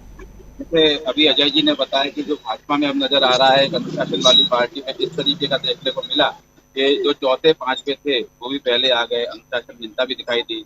जबलपुर में तो मेरे सामने मैंने देखा तो कपड़े फाड़े गए एक दूसरे के। तो ये किस तरह का घमासान मचा हुआ है भाजपा में? देखिए, भाजपा एक अनुशासित संगठन है और उस अनुशासित संगठन में ये दिखावे सब चलते रहते हैं। भाजपा के ऊपर कोई असर दिखने वाला नहीं और अनुशासन उसमें इतना प्रगाढ़ है। इतिहास इस बात का गवाह है कि जिसने भी भाजपा की नीति रीति के विरुद्ध काम किया वह बर्बाद हो जाता है। अटल जी अगर गड़बड़ करते तो उनका भी नुकसान होता। प्रोफेसर बलराज मधोक जैसी हस्ती जो भारतीय जनसंघ के प्रमुख नेताओं में से रहे, उन्होंने बगावत की तो उनका अंत हो गया। इस प्रकार से भारतीय जनता पार्टी का किसी प्रकार से मेरी राय में भारतीय जनता पार्टी गजेंद्र इंगले जी, दोबारा आता हूं। एक बगावत की बात हो रही है, हम भी यहां बगावत की बात समझने की कोशिश कर रहे हैं। भाजपा के अंदर जो घमासान है, उस घमासान को सब अपने अपने चश्मे से देखने की कोशिश जरूर कर रहे हैं, लेकिन क्या कुछ होने जा रहा है ये भी समझेंगे आने वाले समय में। जरा आना चाहता हूं, अमलेंदु उपाध्याय जी भी हमारे साथ जुड़े हुए हैं, लेकिन उनसे पहले इधर शकील अख्तर जी आपके पास आना चाहता हूं। शकील जी, बहुत सारी बातें, उधर प्रशांत टंडन जी भी अपनी बात रख रहे थे, डॉक्टर प्रकाश हिंदुस्तानी जी भी रख रहे थे। इंदौर से लेकर के या कहें तो मध्य प्रदेश से लेकर के राजस्थान तक की हम चर्चा कर रहे हैं आज विशेष रूप से। लेकिन इससे पहले जो कांग्रेस ने जो दावा किया है, जो राहुल गांधी ने जो दावा किया था कि हम 5 राज्य जीत रहे हैं, जरा एक बार उसको रिकॉल करते हैं। राहुल गांधी ने कहां बोला था, क्या बोला था, जरा उसको एक बार देख लेते हैं, सुन लेते हैं। और सीधे पहले इधर शकील अख्तर जी, फिर प्रशांत टंडन जी के पास आऊंगा, फिर तमाम साथी हैं, अमलेंदु उपाध्याय जी भी हमारे साथ जुड़े हुए हैं, उनके पास भी आता हूं। पहले सुनिए राहुल गांधी की बात। If you look at the states where we're fighting elections, Telangana, Madhya Pradesh, Rajasthan, Chhattisgarh, and Mizoram, we're going to win in every single state. So it's not, I'm actually surprised, it's not challenging, because when I go to Madhya Pradesh, I see a huge upsurge against the BJP. When I go to Chhattisgarh, I see huge support for our government's work there. The same in Rajasthan. So the people who are going to be having to hold on to their position is the BJP and not us. And I think if you look carefully at the opinion polls, you will find support for what I'm saying. तो ये बात राहुल गांधी मिजोरम में कह रहे थे शकील अख्तर जी, और आज की तारीख में, क्योंकि मिजोरम के बाद वो 3 दिन तक तेलंगाना रह के आए, और आज की तारीख में ये बात कितनी यहाँ पर कहें तो आपको सही दिखाई देती है? देखिए राजीव जी, ये बहुत बड़ी बात है। आम तौर पर राहुल गांधी कभी इस तरह के दावे नहीं करते हैं, और ये दावा कहाँ कर रहे हैं? वो उस राज्य में कर रहे हैं जो 5 राज्यों में कांग्रेस के अनुसार सबसे कमज़ोर है। वो मिज़ोरम में भी जीतने का दावा कर रहे हैं। 3 राज्यों में कांग्रेस की स्थिति अच्छी है, ये आम तौर पर सभी कह रहे हैं, राजस्थान, मध्य प्रदेश और छत्तीसगढ़। इसके अलावा तेलंगाना में कांग्रेस ने बहुत इम्प्रूव किया है। 3 दिन तक राहुल गांधी वहाँ रहे, और उसके बाद वहाँ पे अब असर ये है कि पूरी की पूरी बीजेपी तो डिफेंसिव पे चली गई है। और इसका सबसे बड़ा उदाहरण ये है कि उन्होंने अपने जिस नेता को पार्टी से सस्पेंड कर दिया था, उसको न केवल वापस लाए हैं बल्कि टिकट दिया है। क्यों? हिंदू मुसलमान करवाने के लिए जी। उस का एक ही उद्देश्य है एकमात्र, कि इसके ज़रिए वहाँ पे सांप्रदायिक माहौल तैयार किया जाए, और सांप्रदायिक माहौल का सबसे बड़ा नुकसान कांग्रेस को होगा अगर हुआ तो। और इसमें बीजेपी का साथ कौन देगा? ओवैसी साहब। ये यहाँ से हिंदू की बात करेंगे, वो वहाँ से मुसलमान की बात करेंगे। लेकिन इस बार ऐसा लगता नहीं है कि ये खेल तेलंगाना में चल पाएगा। कांग्रेस वहाँ बहुत ही बेहतर स्थिति में है, और जितने भी लोग वहाँ पे जा रहे हैं या जाके आ रहे हैं, वो सब एक ही बात कह रहे हैं कि इस बार वहाँ कांग्रेस सरकार बनाने जा रही है। तो ये 5 राज्यों में सरकार बनाने की जो बात है, इसने पूरे देश का माहौल बदल दिया है जी। और इसका असर ये है कि अब खुद प्रधानमंत्री नरेंद्र मोदी ये कह रहे हैं कि मैं इन 5 राज्यों में चुनाव लड़ रहा हूँ। कहीं पे भी किसी भी राज्य में किसी भी स्थानीय नेता को वो बढ़ावा नहीं दे रहे हैं। राजस्थान में, मध्य प्रदेश में, छत्तीसगढ़ में, तेलंगाना में वो है नहीं, लेकिन फिर भी वो दावा कर रहे हैं कि हम यहाँ सरकार बनाएंगे। दरअसल वो वहाँ पे कांग्रेस को हराने के लिए हैं। वहाँ पे बीआरएस और ओवैसी के साथ मिलकर उनका उद्देश्य यही है कि किसी भी तरह से कांग्रेस वहाँ सत्ता में ना आने पाए। तो आज की तारीख में ये बहुत ही इम्पॉर्टेंट है। ये बहुत दिनों बाद ऐसी स्थिति कांग्रेस के लिए आई है जब वह इतनी ज़्यादा ताकत के साथ चुनाव लड़ रही है, और उसको परिणाम इतने ज़्यादा अपने अनुकूल लग रहे हैं। और निश्चित ही रूप से इसका असर जो है लोकसभा के चुनावों पर पड़ेगा। छोटी मोटी जो घटनाएं हो रही हैं उनका बहुत ज़्यादा महत्व नहीं है। आपने देखा कि यूपी में किस तरह से राहुल गांधी ने उस मामले को निपटा लिया। सारा का सारा मामला निपट गया। छोटी मोटी घटनाएं होंगी, उससे कोई असर पड़ने वाला नहीं है।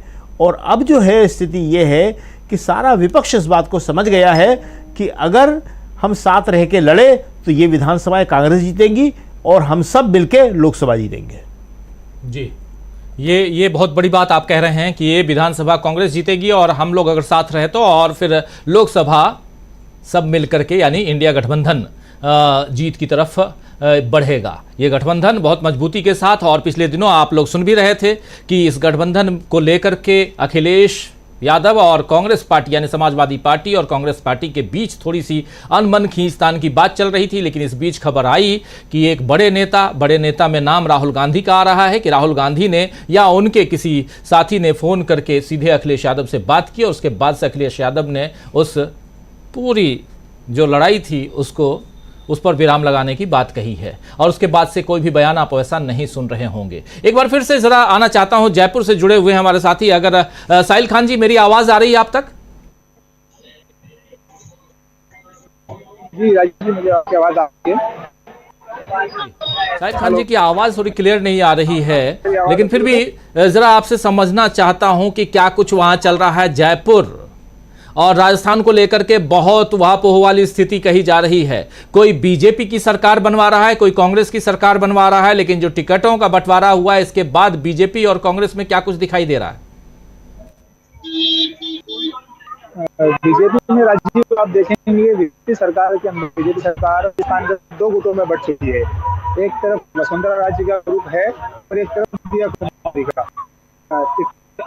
को लेकर कार्यालय के अंदर वसुंधरा गुट और दिया कुमारी गुट के बीच में काफी संघर्ष, काफी नाराजगी रही। आवाज आपकी क्लियर नहीं आ रही साहिल जी, रोकना चाहूंगा, माफी चाहूंगा, आवाज क्लियर नहीं है इसलिए। लेकिन एक बार प्रशांत टंडन जी, बहुत सारी बातें, और आप जहां हैं बगल में अभी आप थोड़ी देर पहले दिखा रहे थे कि कल रावण दहन है यानी कल विजयादशमी है, और रावण के मुखौटे और रावण की मूर्तियां जो हैं वो बाजार में बहुत ज्यादा हैं। लेकिन कौन किस रावण को मारने जा रहा है, धरातल पे आप हैं, ग्राउंड जीरो पे, तो ज्यादा बेहतर समझ में आएंगे कौन किसके लिए रावण है प्रशांत टंडन जी। और आज की तारीख में अगर वहां से लेकर जयपुर तक की बात करें आपसे भी, क्योंकि चूंकि आप अभी राजस्थान से मध्य प्रदेश आए हैं और कल फिर मध्य प्रदेश से राजस्थान जा रहे हैं, लंबी यात्रा आपको करनी है, उस हिसाब से भी जानना समझना चाहता हूं आपके जरिए कि मध्य प्रदेश और राजस्थान में क्या कुछ देखा जाए। मध्य प्रदेश के बारे में आप कह रहे हैं कि शिवराज सिंह चौहान और उनकी सरकार के खिलाफ यहां लहर चल रही है, लेकिन दूसरी तरफ राजस्थान में क्या कुछ देख रहे हैं? देखिए, राजस्थान में जो मैंने भरतपुर में देखा और जो मैंने धौलपुर में देखा और उस पूरी यात्रा के दौरान लोगों से बात करते हुए देखा, देखिए नतीजे कुछ भी आए, गहलोत साहब सीन में हैं, गहलोत साहब चुनौती दे रहे पूरी, और वो बराबरी की लड़ाई में है। और सबसे बड़ी बात की देखिए, ये जो पूरा इलाका है ये माना जाता है कि कांग्रेस समर्थित इलाका है, लेकिन उसके बाद भी वहां पे कांग्रेस का समर्थन कम नहीं हुआ। यानी मुझे कोई गहलोत साहब के खिलाफ एंटी इनकम्बेंसी नहीं दिखाई दी, और खासकर ग्रामीण इलाकों में, शहरों में, बाजारों में जरूर बीजेपी की बात लोग कर रहे हैं, लेकिन ग्रामीण इलाकों में गहलोत साहब है। और एक और बहुत खास बात जो दिखाई देती है, यहाँ सचिन पायलट का नाम लेने वाला भी कोई नहीं है, तो ये एक बहुत खास बात है। जहां तक मध्य प्रदेश की बात है राजीव जी, मध्य प्रदेश में अभी थोड़ी देर पहले मैं बाजार के इलाके में था और दर्जनों लोगों से बात हुई। जो बड़े दुकानदार हैं, जो सब्जी का ठेला लगाने वाली महिलाएं हैं, सबका एक मत है, और वो भले ही वो कांग्रेस के प्रोग्राम नहीं जानते हैं, पॉलिसीज नहीं जानते, लेकिन इस बार वो ये कह रहे हैं कि कांग्रेस आ रही है और कांग्रेस को हम सत्ता में लाना चाहते हैं। अब एक ये जो सबसे बड़ी जो मोदी साहब की टैक्टिकल फेलियर हुआ है बीजेपी का सेंट्रल लेवल पे, जिसकी चर्चा आप कर रहे हैं, कि जो क्षेत्रीय नेता है उनको किनारे किया गया है और पैराशूट से कुछ नेता उतारे गए हैं। तीसरी महत्वपूर्ण बात की बीजेपी अभी भी हिंदू मुस्लिम फैक्टर पे भरोसा कर रही है। जिस तरीके के टिकट दिए गए तेलंगाना में, उससे फिर एक बार साबित होता है कि जो इस तरीके की इमेज वाले नेता हैं, जो हिंदू मुसलमान वाले के ध्रुवीकरण वाले नेता हैं, उनको टिकट दिया गया। मुझे लगता है कि ये जनता इसमें इस बार हिंदू मुसलमान वाले खेल में है नहीं, लोग इसके आगे निकल गए और नाराजगी बहुत ज्यादा है। तो मुझे लगता है कि ये जो मेंबर ऑफ पार्लियामेंट को, एमपीज को और मिनिस्टर्स को जो कैडर बनाया गया है, तो जो स्थिति अभी मध्य प्रदेश में देखी जा रही है अनुशासनहीनता की बीजेपी के अंदर, ये केंद्रीय स्तर पर दिखाई देगी जब ये मेंबर ऑफ पार्लियामेंट चुनाव हार के पहुंचेंगे। ये बहुत बड़ी बात आप कह रहे हैं कि केंद्रीय स्तर पे, यानी कि दिल्ली की कुर्सी के लिए जब लड़ाई होगी तो ये जो लड़ाई उधर अंदर खाने जो क्षेत्रीय स्तर पे है वो आपको ऊपर तक दिखाई देगी। बहुत बड़ी बात यहां आप बता रहे हैं। एक बार प्रोफेसर अखिल स्वामी जी आपके पास जरा आना चाहता हूं। बहुत सारी बातें आप सुन रहे हैं, क्या आपके जहन में आ रहा है 5 राज्यों का चुनाव, राहुल गांधी कह रहे हैं कि 5 राज्य हम जीत रहे हैं। राहुल गांधी 2 गैर हिंदी भाषी क्षेत्रों में जाकर, राज्यों में जाकर वहां भी ताल ठोक रहे हैं, और इधर 3 हिंदी भाषी जो क्षेत्र हैं, राज्य हैं, वहां के चुनाव की हम समीक्षा कर रहे हैं और तीनों जगह से हमारे साथी मौजूद हैं। जरा समझूं क्या कुछ आपके जहन में आ रहा है। क्या आप इस चुनाव को, जबकि 15 दिन के बाद पहली वोटिंग होनी है, वहां से पहले आज 15 दिन पहले कहां देख रहे हैं आप? मध्य प्रदेश को लेकर के और राजस्थान को लेकर के बहुत सारी बातें हो रही हैं। छत्तीसगढ़ को लेकर सारे कह रहे हैं, आश्वस्त हैं कि चुनाव कांग्रेस जीत रही है, भूपेश बघेल रिपीट कर रहे हैं। लेकिन अशोक गहलोत रिपीट करेंगे कि नहीं रिपीट करेंगे, और उधर कमलनाथ की सरकार बनेगी कि नहीं बनेगी, इसको लेकर अलग अलग आप देख रहे होंगे कि चर्चाएं चल रही हैं, सर्वे आ रहे हैं। अब वैसे में आप क्या कुछ देख रहे हैं, आपके पास क्या खबरें हैं, हमारे तमाम साथियों के विश्लेषण के आधार पे आप क्या कुछ मान रहे हैं? देखिए राजीव जी, सबसे पहले तो मैं ये कहना चाहता हूं, जो प्रशांत जी ने कहा और आपने कहा, विजयादशमी में रावण दहन होगा। केवल रावण दहन नहीं होगा, मेघनाथ दहन भी होगा और कुंभकर्ण दहन भी होगा। वैसे तो मैं गैर राजनीतिक व्यक्ति हूं, आध्यात्मिक व्यक्ति हूं, सनातनी हूं, लेकिन मैं ये तो राजनीतिक परिवेश में समझ पाया, रावण और मेघनाथ का तो अंदाजा मैं लगा पाया, मुझे ये नहीं पता कुंभकर्ण कौन है। तो मेरा ये चिंतन इस समय चल रहा है कि तीसरा ये कुंभकर्ण कौन है। दूसरी बात देखिए राजीव जी, मैं ये मानता हूं, स्पष्ट रूप से मानता हूं, हिंदुस्तान को नॉर्थ ईस्ट में तेलंगाना को या महाराष्ट्र को या तमिलनाडु को या हिंदी भाषी उत्तर प्रदेश को अलग अलग न देखा जाए। देखिए आज जो राहुल गांधी जिस चीज की बात कर रहे हैं 14 महीने से, समाज के हर वर्ग की कर रहे हैं, वो इंडिया के कंसेप्ट की बात कर रहे हैं, वो आइडिया ऑफ इंडिया की बात कर रहे हैं। तो इसलिए मुझे ऐसा लगता है कि जो चुनाव के रिजल्ट्स आएंगे, जबकि नॉर्थ ईस्ट का जो एरिया है वो बिल्कुल अलग है, परिवेश अलग है, तेलंगाना का बिल्कुल अलग है, राजस्थान का बिल्कुल अलग है, छत्तीसगढ़ का बिल्कुल अलग है। लेकिन मेरा अंदाजा ये है, जो मैं फील्ड के रिएक्शंस देख रहा हूं, इस समय Hindustan is voting like India. इस समय अलग अलग मार्केट सेगमेंट्स नहीं है, अलग अलग भाषा नहीं है, इस समय धर्म और संप्रदाय नहीं है। इस समय भारत 142 करोड़, आप कहीं से सैंपल उठा लीजिए, आप हिंदुस्तान के किसी कोने से जो सबसे स्ट्रॉन्ग एरिया समझते हैं वहां से भी अगर सैंपल उठा लेंगे, क्योंकि हिंदुस्तान की जनता, चाहे वो हिंदू हो, मुसलमान हो, सिख हो, ईसाई हो, अम्बेडकराइट हो, बौद्ध हो, किसी धर्म और संप्रदाय की हो, जाति की हो, आदिवासी हो, दलित हो, ब्राह्मण हो, ठाकुर हो, आज वो सोच रही है आइडिया ऑफ इंडिया की बात करनी है या इंडिया को तोड़ने वालों की बात करनी है। तो इस समय मैं ये मानता हूं अलग अलग क्षेत्रों का, चलिए बहुत अच्छी बात है आप फील्ड रिएक्शन ले रहे हैं अलग अलग क्षेत्रों से, लेकिन India is voting like India. जो राहुल गांधी बात कर रहे हैं, आपको अलग अलग मार्केट सेगमेंट से एक ही सैंपल मिलेगा, एक ही प्रकार का रिजल्ट मिलेगा। आप देखिएगा एक तरह का प्रवाह होगा जैसे 1977 1984 में होगा। अभी तो आप देखिए, अभी तो समय बाकी है, अभी तो अमरिंदर सिंह भी वापस आने के चक्कर में है, अजीत पवार और शरद पवार की कौरव खिचड़ी पक रही है। अभी तो देखिए, अभी तो इंटरवल भी नहीं हुआ है, अभी तो ट्रेलर चल रहा है, असली पिक्चर अभी बाकी है। असली पिक्चर अभी बाकी है, इंटरवल तो दूर, अभी ट्रेलर ही चल रहा है और 2024 का ट्रेलर अभी हम देख रहे हैं। लेकिन उससे पहले 2023 में जो कुछ हो रहा है उसकी समीक्षा आना चाहता हूं एक बार जल्दी से। डॉक्टर प्रकाश हिंदुस्तानी जी फिर आता हूं, अमलेंदु उपाध्याय जी बहुत देर से आप तक नहीं आया हूं, लेकिन डॉक्टर प्रकाश हिंदुस्तानी जी, जो बातें जयपुर से लेकर के इधर भोपाल तक या कहें ग्वालियर इंदौर होते हुए रीवा तक आप सुन रहे हैं, जरा ओवरऑल समीक्षा आपसे अगर करने कहूं तो क्या कुछ देख रहे हैं आप उधर राजस्थान में और इधर मध्य प्रदेश में? मध्य प्रदेश में बीजेपी ने अपनी तैयारियां तो काफी पहले से कर दी। आप जानती हैं बीजेपी 5 साल से चुनाव की तैयारी कर रही है। चुनाव के अलावा वो और कोई काम करती नहीं, चुनाव की तैयारी कर रहे हैं।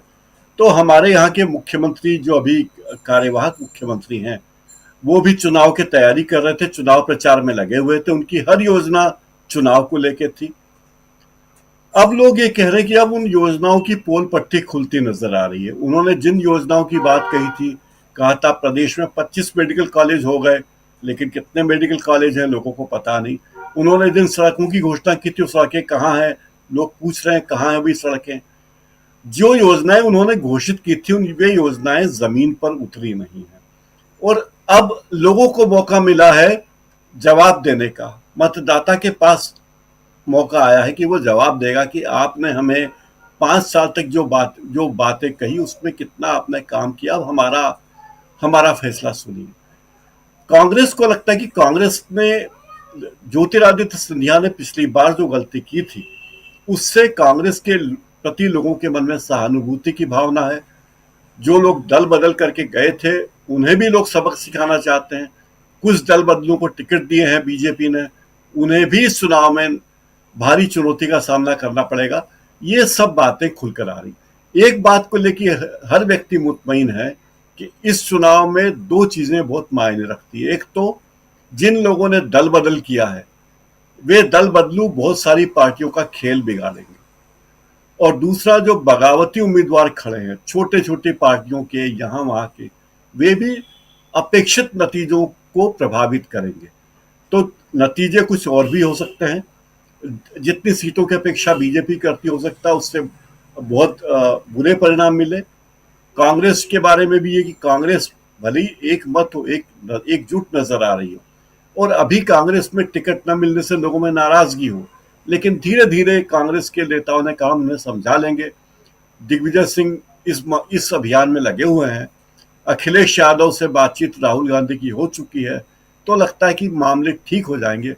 और मैंने पहले भी कहा था कि जो लोग नाराज हैं कांग्रेस में, उन्हें ये पता है कि कांग्रेस की सरकार बनने की संभावनाएं प्रबल है, और ऐसे में अगर वे टिकट से वंचित रहते हैं तो उन्हें कोई वैकल्पिक व्यवस्था हो ताकि वे अपना योगदान दे सकें पार्टी में, सरकार में, और अपने राजनीतिक जीवन में कुछ पा सकें। राजीव जी, बहुत बड़ी बात आप कह रहे हैं। और ओवरऑल समीक्षा यहां करना जरूरी, समझना जरूरी भी है अमलेंदु उपाध्याय जी, कि एक तरफ अखिलेश यादव बनाम कांग्रेस पार्टी पिछले दिनों हमने देखा, दूसरी तरफ इंडिया गठबंधन में फूट की बातें, खबरें चलाई जाती रहती हैं, तीसरी तरफ हम देख रहे हैं कि 5 राज्यों के चुनाव हैं जहां बहुत मजबूती के साथ कांग्रेस लड़ती हुई दिखाई दे रही है। राहुल गांधी कुछ माने ना माने, लेकिन इतना आप मान सकते हैं कि राहुल गांधी ने अपने बयानों से, अपनी मेहनत से, अपने पदयात्राओं से, भाषणों से, लोगों के बीच जाकर, डोसा बनाकर, स्कूटी पे चल के, इन तमाम चीज़ों से इतना तो कर दिया है कि ये चुनाव कांग्रेस सेंट्रिक हो गया है, ये माना जाए। और अगर ऐसा माना जाए तो फिर यहाँ बहुत बड़ी चुनौती बीजेपी के सामने दिखाई देती है क्या? कैसे देखते हैं आप? निश्चित तौर पर राजीव जी, भारतीय जनता पार्टी के सामने चुनौतियां काफ़ी बड़ी हैं, और राहुल गांधी ने निश्चित तौर पर इन 5 राज्यों के विधानसभा चुनाव को कांग्रेस के इर्द गिर्द सिमटा दिया है। आप देखिए, कल जो मिजोरम का वीडियो जारी किया गया है कांग्रेस की तरफ से राहुल गांधी की मिजोरम यात्रा का, उसमें 2 सीन जो है राजीव जी वो बहुत ध्यान से देखने के हैं। एक तो जो है वो एक लड़की आती है और वो सेल्फी लेना चाहती है, उसका मोबाइल जो है वो ऑन नहीं हो पाता है, तो राहुल गांधी उसके हाथ से लेकर के खुद सेल्फी जब लेते हैं तो लड़की जो है वो खुशी के मारे रो पड़ती है। दूसरा, राहुल गांधी जब छात्रों से बात कर रहे हैं तो लड़का खड़ा होता है, वो कहता है कि आई विश, यानी मैं उम्मीद करता हूँ मैं कि आप जब अगली बार आएंगे मिजोरम तो भारत के प्रधानमंत्री के तौर पर मिजोरम आएंगे। ये उस मिजोरम की बात है जहां कांग्रेस अभी तक चुनाव में कहीं दिखाई नहीं पड़ रही थी, वहां से ये चीजें आ रही हैं निकल करके। तो इसको समझा जा सकता है कि राहुल गांधी ने किस तरीके से कांग्रेस केंद्रित चुनाव को बना दिया है। दूसरा जो बड़ी बात है राजीव जी, ये कि आपको हिमाचल प्रदेश के चुनाव का याद होगा कि हिमाचल प्रदेश का जब चुनाव हुआ था तो जेपी नड्डा जी राष्ट्रीय अध्यक्ष थे और उनकी बातें जो था वहां कोई नहीं सुन रहा था हिमाचल प्रदेश में भारतीय जनता पार्टी की। यही स्थिति राजस्थान और मध्य प्रदेश में भारतीय जनता पार्टी के प्रदेश अध्यक्षों की हो रही है। भारतीय जनता पार्टी के मध्य प्रदेश के प्रदेश अध्यक्ष के खिलाफ नारेबाजी हो रही है जबलपुर में खूब, जो उनका गढ़ कहा जाता है एक तरीके से, उन्हीं के उसमें उनके खिलाफ हो रही है, और केंद्रीय मंत्री के साथ झूमा झटकी हो रही है। उधर जो राजस्थान के बीजेपी के प्रदेश अध्यक्ष हैं उनके खुद के घर में चित्तौड़गढ़ में जबरदस्त तरीके से उनका विरोध हो रहा है, और वहां जो भेजे गए हैं नरपत सिंह राजवी साहब, वो कह रहे हैं कि ये कहाँ ओखली में सिर दे दिया, जहां से जीत सकते थे वहां तो भेज दिया दिया कुमारी को, और यहाँ जो है ओखली में सिर दे दिया मेरा। तो अब नरपत सिंह राजवी साहब को भी निपटा दिया भारतीय जनता पार्टी ने, मोदी जी ने, और सीपी जोशी जो वहां के प्रदेश अध्यक्ष हैं उनको भी निपटा दिया, और दिया कुमारी को भी निपटा दिया। तो यानी ये जो जिनको निपटाया जा रहा है राजीव जी, जो प्रशांत जी कह रहे थे, मैं उसी बात को आगे कहता हूं कि ऐसा भी हो सकता है कि इन विधानसभा चुनाव के बाद ये जितने केंद्रीय मंत्री और सांसद खड़े किए गए हैं, यही मोदी जी के खिलाफ बगावत का झंडा लेकर के खड़े हों कि आपने जो करना था वो आपने सोची समझी साजिश के साथ हमारे साथ किया, हमारा ये कैरियर चौपट कर दिया, तो हम चौपट आपका भी कैरियर करेंगे। तो ये भी जो है यहाँ से चीजें हो सकती हैं। दूसरा, राजस्थान में राजीव जी अशोक गहलोत की जादूगरी जिस तरीके से चल रही है, आप देखिए आज अशोक गहलोत पहुंचे जोधपुर, अपनी जहां से सरदारपुरा सीट जहां से वो है वहां, अब वहां जाते ही उन्होंने जो बात कही राजीव जी, उसके मतलब निकालिए आप देखिए पूरे राजस्थान में संदेश क्या गया है। अशोक गहलोत ने कहा कि मेरी जिसने अच्छाई कर दी उसकी भारतीय जनता पार्टी ने नुकसान कर दिया, वसुंधरा राजे सिंधिया को मेरी वजह से नुकसान उठाना पड़ा, जीजी ने मेरी तारीफ कर दी जो वहाँ की जिनका टिकट काटा गया, कौन सी व्यास है, स्वर्णकांता व्यास जो वहां से एमएलए थी उनका, कि उन्होंने मेरी योजनाओं की तारीफ कर दी, तो सूर्यकांता व्यास, हाँ सूर्यकांता व्यास, तो उनको जो है वो नुकसान उठाना पड़ा। यानी वहां से अशोक गहलोत ने संदेश दे दिया कि भारतीय जनता पार्टी में जो लोग विद्रोह कर रहे हैं उनके लिए कांग्रेस का रास्ता खुला हुआ है, आप इधर आकर के समर्थन कीजिए। अब भारतीय जनता पार्टी गहलोत की इस जादूगरी से कैसे निपटेगी ये मोदी जी जाने, जब आप खुद कह के आ रहे हैं कि आपकी योजनाएं भी चलाई जाएंगी अशोक गहलोत की, जब अशोक गहलोत की योजनाएं भी चलाई जाएंगी और अशोक गहलोत की तारीफ करने वाले भारतीय जनता पार्टी के अंदर मौजूद हैं, तो भारतीय जनता पार्टी लड़े किससे रही राजस्थान में? तो मुझे लगता है कि ये सारी चीजें जिस तरीके से चल रही हैं वो कुल मिलाकर के भारतीय जनता पार्टी के लिए नुकसान पहुंचाने वाली है, कहीं से फायदा पहुंचाने वाली नहीं है। 3 दिसंबर को जब चुनाव के परिणाम आएंगे तो बहुत सी चीजों पे बात की जाएगी। संजय जी, क्या इस 3 दिसंबर को जो चुनाव के रिजल्ट आएंगे उसका असर 2024 पर भी देखते हैं आप? ये सवाल इसलिए कर रहा हूं क्योंकि 2018 में भी ऐसे ही 3 राज्यों में कांग्रेस की जीत हुई थी, जिसमें मध्य प्रदेश भी था। मध्य प्रदेश, छत्तीसगढ़ और राजस्थान तीनों हिंदी पट्टी कांग्रेस जीत गई थी, लेकिन 2019 में स्थिति बिल्कुल दूसरी थी। लेकिन 2023 में जो रिजल्ट, अगर सपोज मान ले कि तीनों राज्यों में फिर से कांग्रेस जीत जाती है, मैं तीनों हिंदी पट्टी की ही बात कर रहा हूँ, मिजोरम और तेलंगाना की बात अभी नहीं कर रहा हूँ, चलिए वो भी अगर जीत लेती है, उसका असर 2024 पर कितना पड़ता हुआ, कैसे पड़ता हुआ देखते हैं आप? निश्चित रूप से पढ़ना चाहिए, क्योंकि बीजेपी के काम के आधार पर ही वो वोट पड़ेंगे और जो रिजल्ट होगा वो उसी का होना चाहिए। और मेरा मानना है कि बीजेपी के नेगेटिव वोट पर्याप्त हैं बीजेपी को हराने के लिए, और बीजेपी को सपोर्ट करने वाले लोग भी अब सपोर्ट नहीं कर पा रहे हैं और निजी तौर पे वो नाराज होंगे, दुखी होंगे, वो सब अपनी जगह है। तो संगठन के लिए कोई संगठन का विरोध ना करे, समर्थन कर दे वगैरह वगैरह, ये सब हो सकता है। उसके बावजूद आम आदमी बीजेपी को सपोर्ट करेगा, इसके कोई कारण नहीं है, और इसलिए मुझे लगता नहीं है कि बीजेपी जीत रही है, नंबर 1। और नंबर 2, अगर हम केंद्रीय चुनाव की बात करें, लोकसभा चुनाव की बात करें, तो 2019 हम सब लोग जानते हैं पुलवामा का काफी असर हुआ था, और अब जो है पुलवामा जैसा कुछ हो पाएगा इसकी उम्मीद कम है। और दूसरे, अगर कुछ हो भी गया तो जनता उस तरह से झांसे में आ जाएगी, इसकी संभावना तो बिल्कुल नहीं। तो दोनों बातें हैं, इसलिए मुझे लगता है कि जो जनता की नाराजगी है वो जनता ने 5 साल देखा था और 5 साल और दे दिया। अब इसके बाद जनता 5 साल और बर्दाश्त करने के लिए किसी भी सूरत में तैयार होगी, ये मुझे नहीं लगता है, अगर उन लोगों को छोड़ दिया जाए जो भाजपा के कट्टर वोटर या समर्थक है। तो बाकी लोग, जो लोग चाहते हैं कि सरकार बदले या कुछ नया हो या जिन लोगों को लगता है कि हाँ भाई इसको देख लिया, अब कुछ और देखा जाए, वो सब लोग, और जाहिर है वैसे काफी लोग होंगे, उन लोगों को लगेगा कि अब बीजेपी को ज्यादा समय देने की जरूरत नहीं है। और इसका एक कारण मैं ये भी देखता हूं कि बीजेपी पहले 5 साल और दूसरे 5 साल जितनी मनमानी कर रही थी, उसके हिसाब से अगर उसको 5 साल और मिलते हैं तो वो क्या होगी। तो उसमें ये जो अपना तानाशाही है जिस तरह से बढ़ रहा है, उसके हिसाब से मुझे नहीं लगता है कि जनता ये जोखिम भी लेना चाहेगी कि उसको तीसरा कार्यकाल दिया जाए।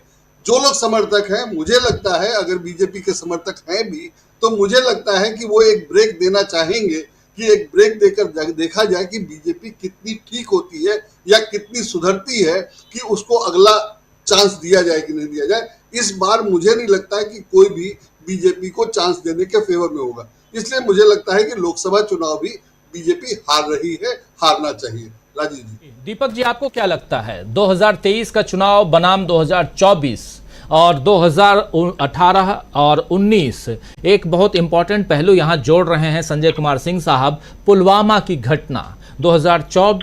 2018 के चुनाव के रिजल्ट के बाद पुलवामा की घटना सामने आती है, माहौल बिल्कुल बदल जाता है। लेकिन अगर उस चीज़ को किनारे किया जाए, उसको भूल जाएं, हालांकि पुलवामा के नाम पर चुनाव में वोट मांगते हुए नजर आए थे प्रधानमंत्री नरेंद्र मोदी।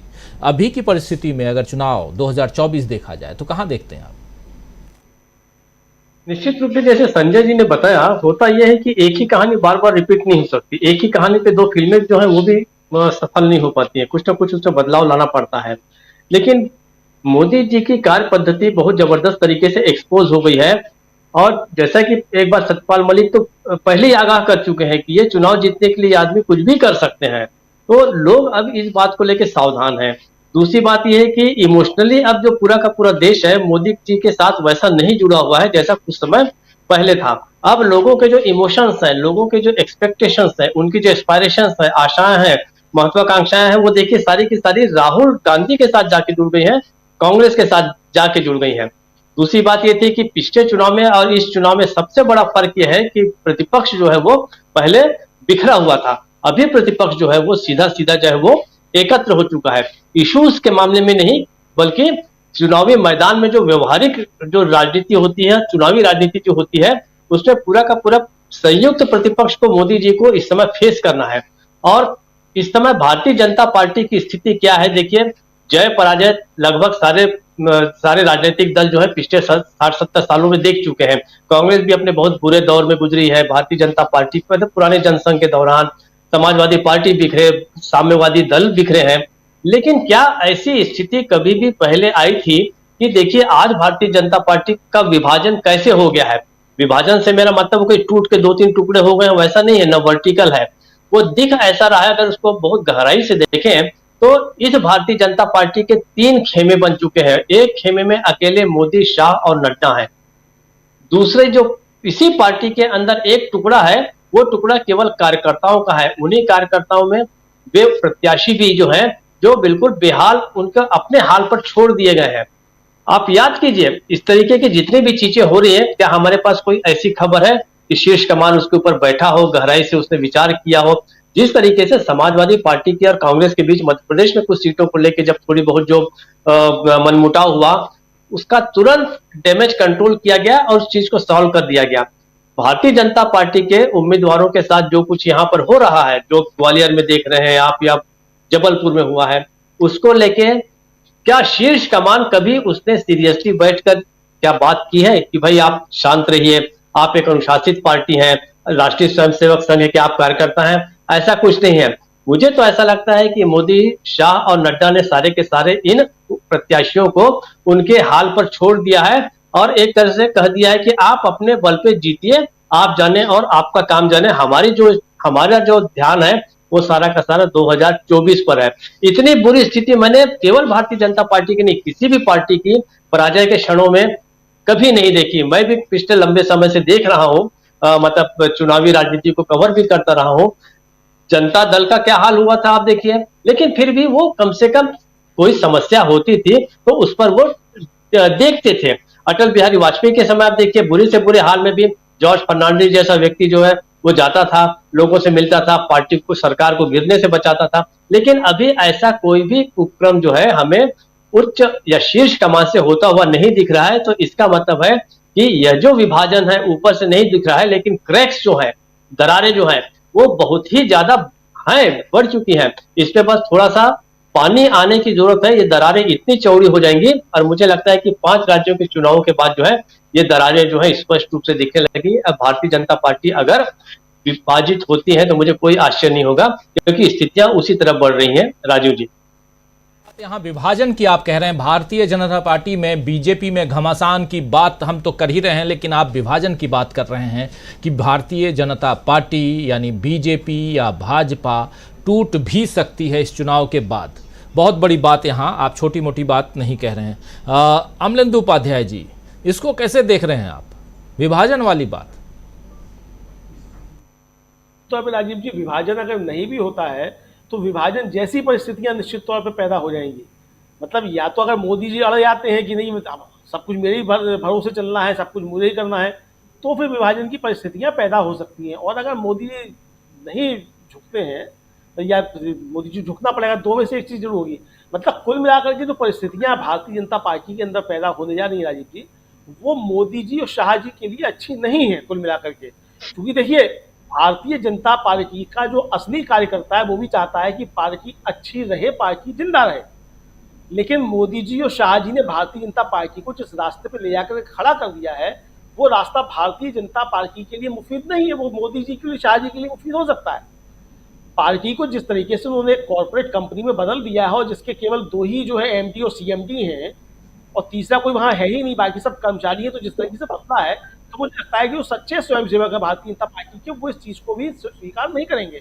और आरएसएस के अंदर भी इस बात को लेकर के कुछ ना कुछ मंथन होगा कि ये जो एक राजनीतिक दल बनाया था, उसने अपना मुखौटा तैयार किया था आरएसएस ने, वो किस तरीके से जाकर के कॉर्पोरेट कंपनी में बदल गया, जिसके एमडी और सीएमडी जो है 2 लोग हो गए और पूरा कब्जा उन्होंने पार्टी ऊपर कर लिया है। तो मुझे लगता है कि मोदी जी और अमित शाह जी के चंगुल से पार्टी को बचाने के लिए आरएसएस भी जो कुछ कर सकता है, और जिन नेताओं को आज बलि का बकरा बनाया जा रहा है, वो भी मोदी जी और अमित शाह जी के खिलाफ खड़े हो सकते हैं। तो बहुत सी चीजें जो है ये परिवर्तित हो सकती हैं। तो ये विभाजन जैसी परिस्थितियां भी निश्चित तौर पे बन सकती हैं। तो भारतीय जनता पार्टी के कहा जाए कि अच्छे दिन जो है वो अब यहीं तक है, कुल मिलाकर के दिसंबर 3 तक जो है, मुझे आप ये समझ सकते हैं।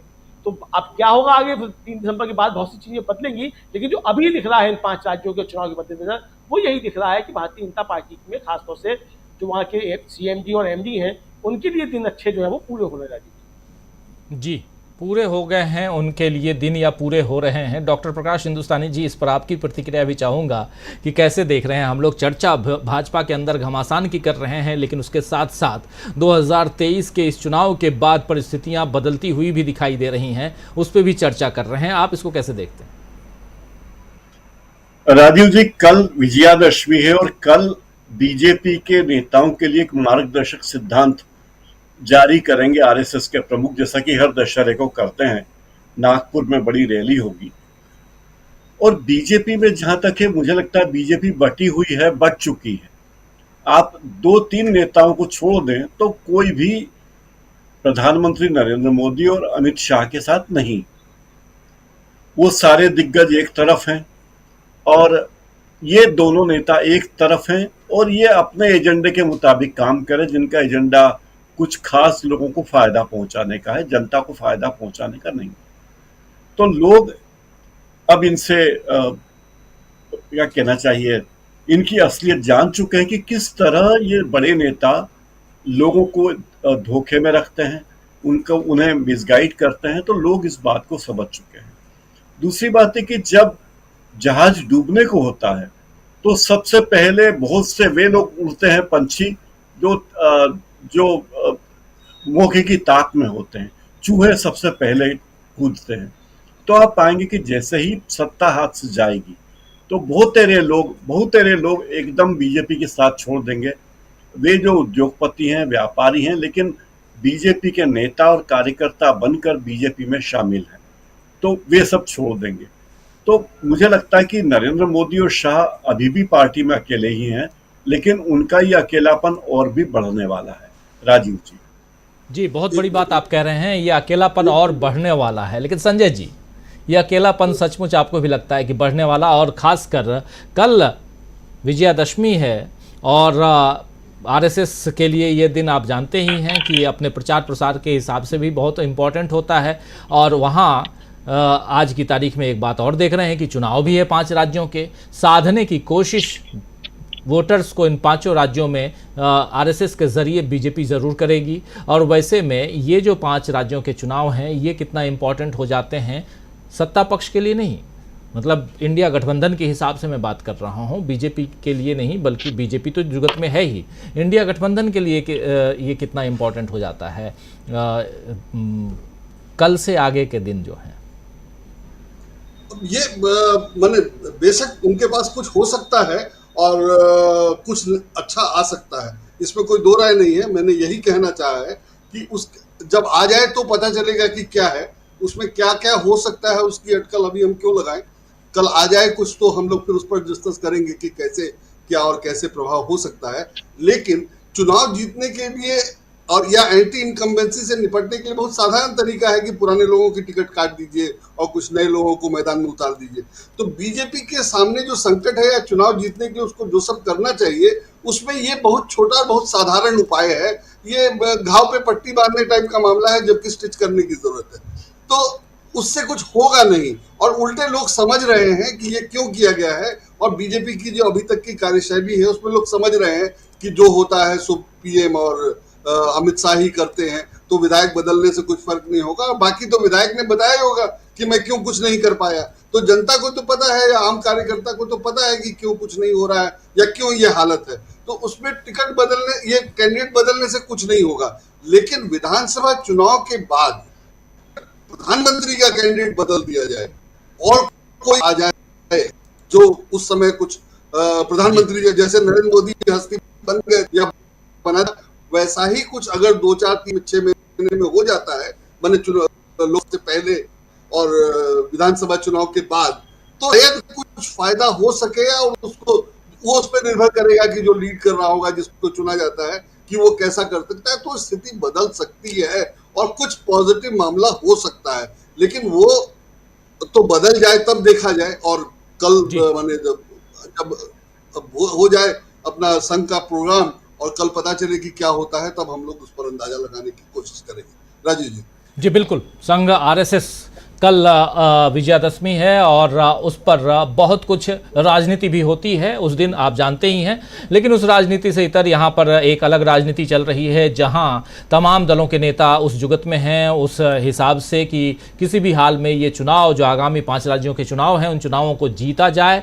और उस कड़ी में राहुल गांधी काफ़ी आगे बढ़ते हुए, निकलते हुए नज़र आ रहे हैं। राहुल गांधी मिजोरम पहुँचे, राहुल गांधी तेलंगाना पहुँचे, राहुल गांधी उससे पहले लद्दाख पहुँचे थे, राहुल गांधी इन तीनों राज्यों में, हिंदी पट्टी के तीनों राज्यों में भी पहुंच चुके हैं। राहुल गांधी के साथ साथ उनकी बहन प्रियंका गांधी और कांग्रेस की महासचिव वो भी दिखाई देती हैं कई जगहों पे, तेलंगाना में भी हमने देखा। और तेलंगाना से जो खबरें आ रही हैं वो कांग्रेस के लिए बहुत पॉजिटिव साइन है उस हिसाब से भी कि तेलंगाना कांग्रेस जीत सकती है। हमारे एक साथी जे आर मिश्रा साहब कह रहे हैं कि 2013 में बीजेपी राजस्थान में चुनाव जीत सकती थी, लेकिन उस समय एंटी इनकम्बेंसी फैक्टर काफ़ी हावी था।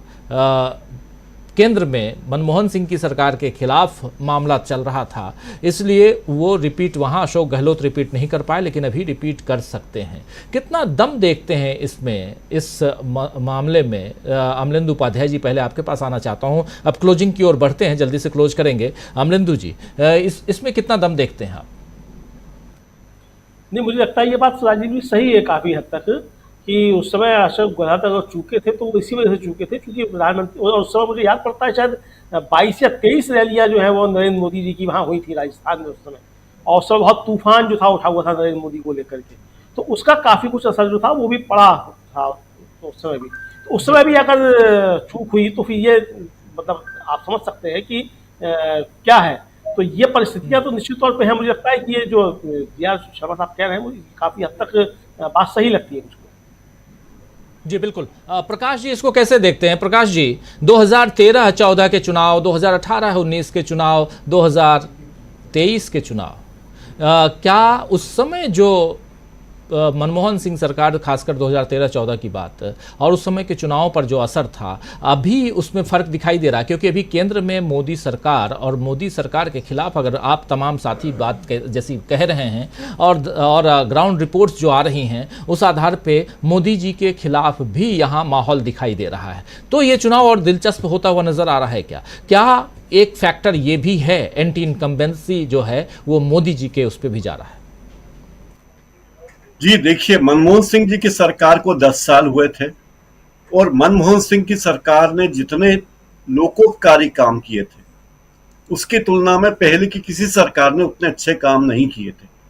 आज पूरी दुनिया ये बात मानती है कि मनमोहन सिंह ने जो काम किए थे देश की अर्थव्यवस्था को बनाने के लिए, और दुनिया के कई देश मनमोहन सिंह जी की नीतियों का आज पालन कर रहे हैं। हमारे पड़ोसी बांग्लादेश को ही देखिए, जब पूरी दुनिया की इकोनॉमी डूब रही थी 2008-9 में, तब भारत की इकोनॉमी वैश्विक स्तर पर आगे जा रही थी। तो ये छोटी मोटी बात नहीं थी।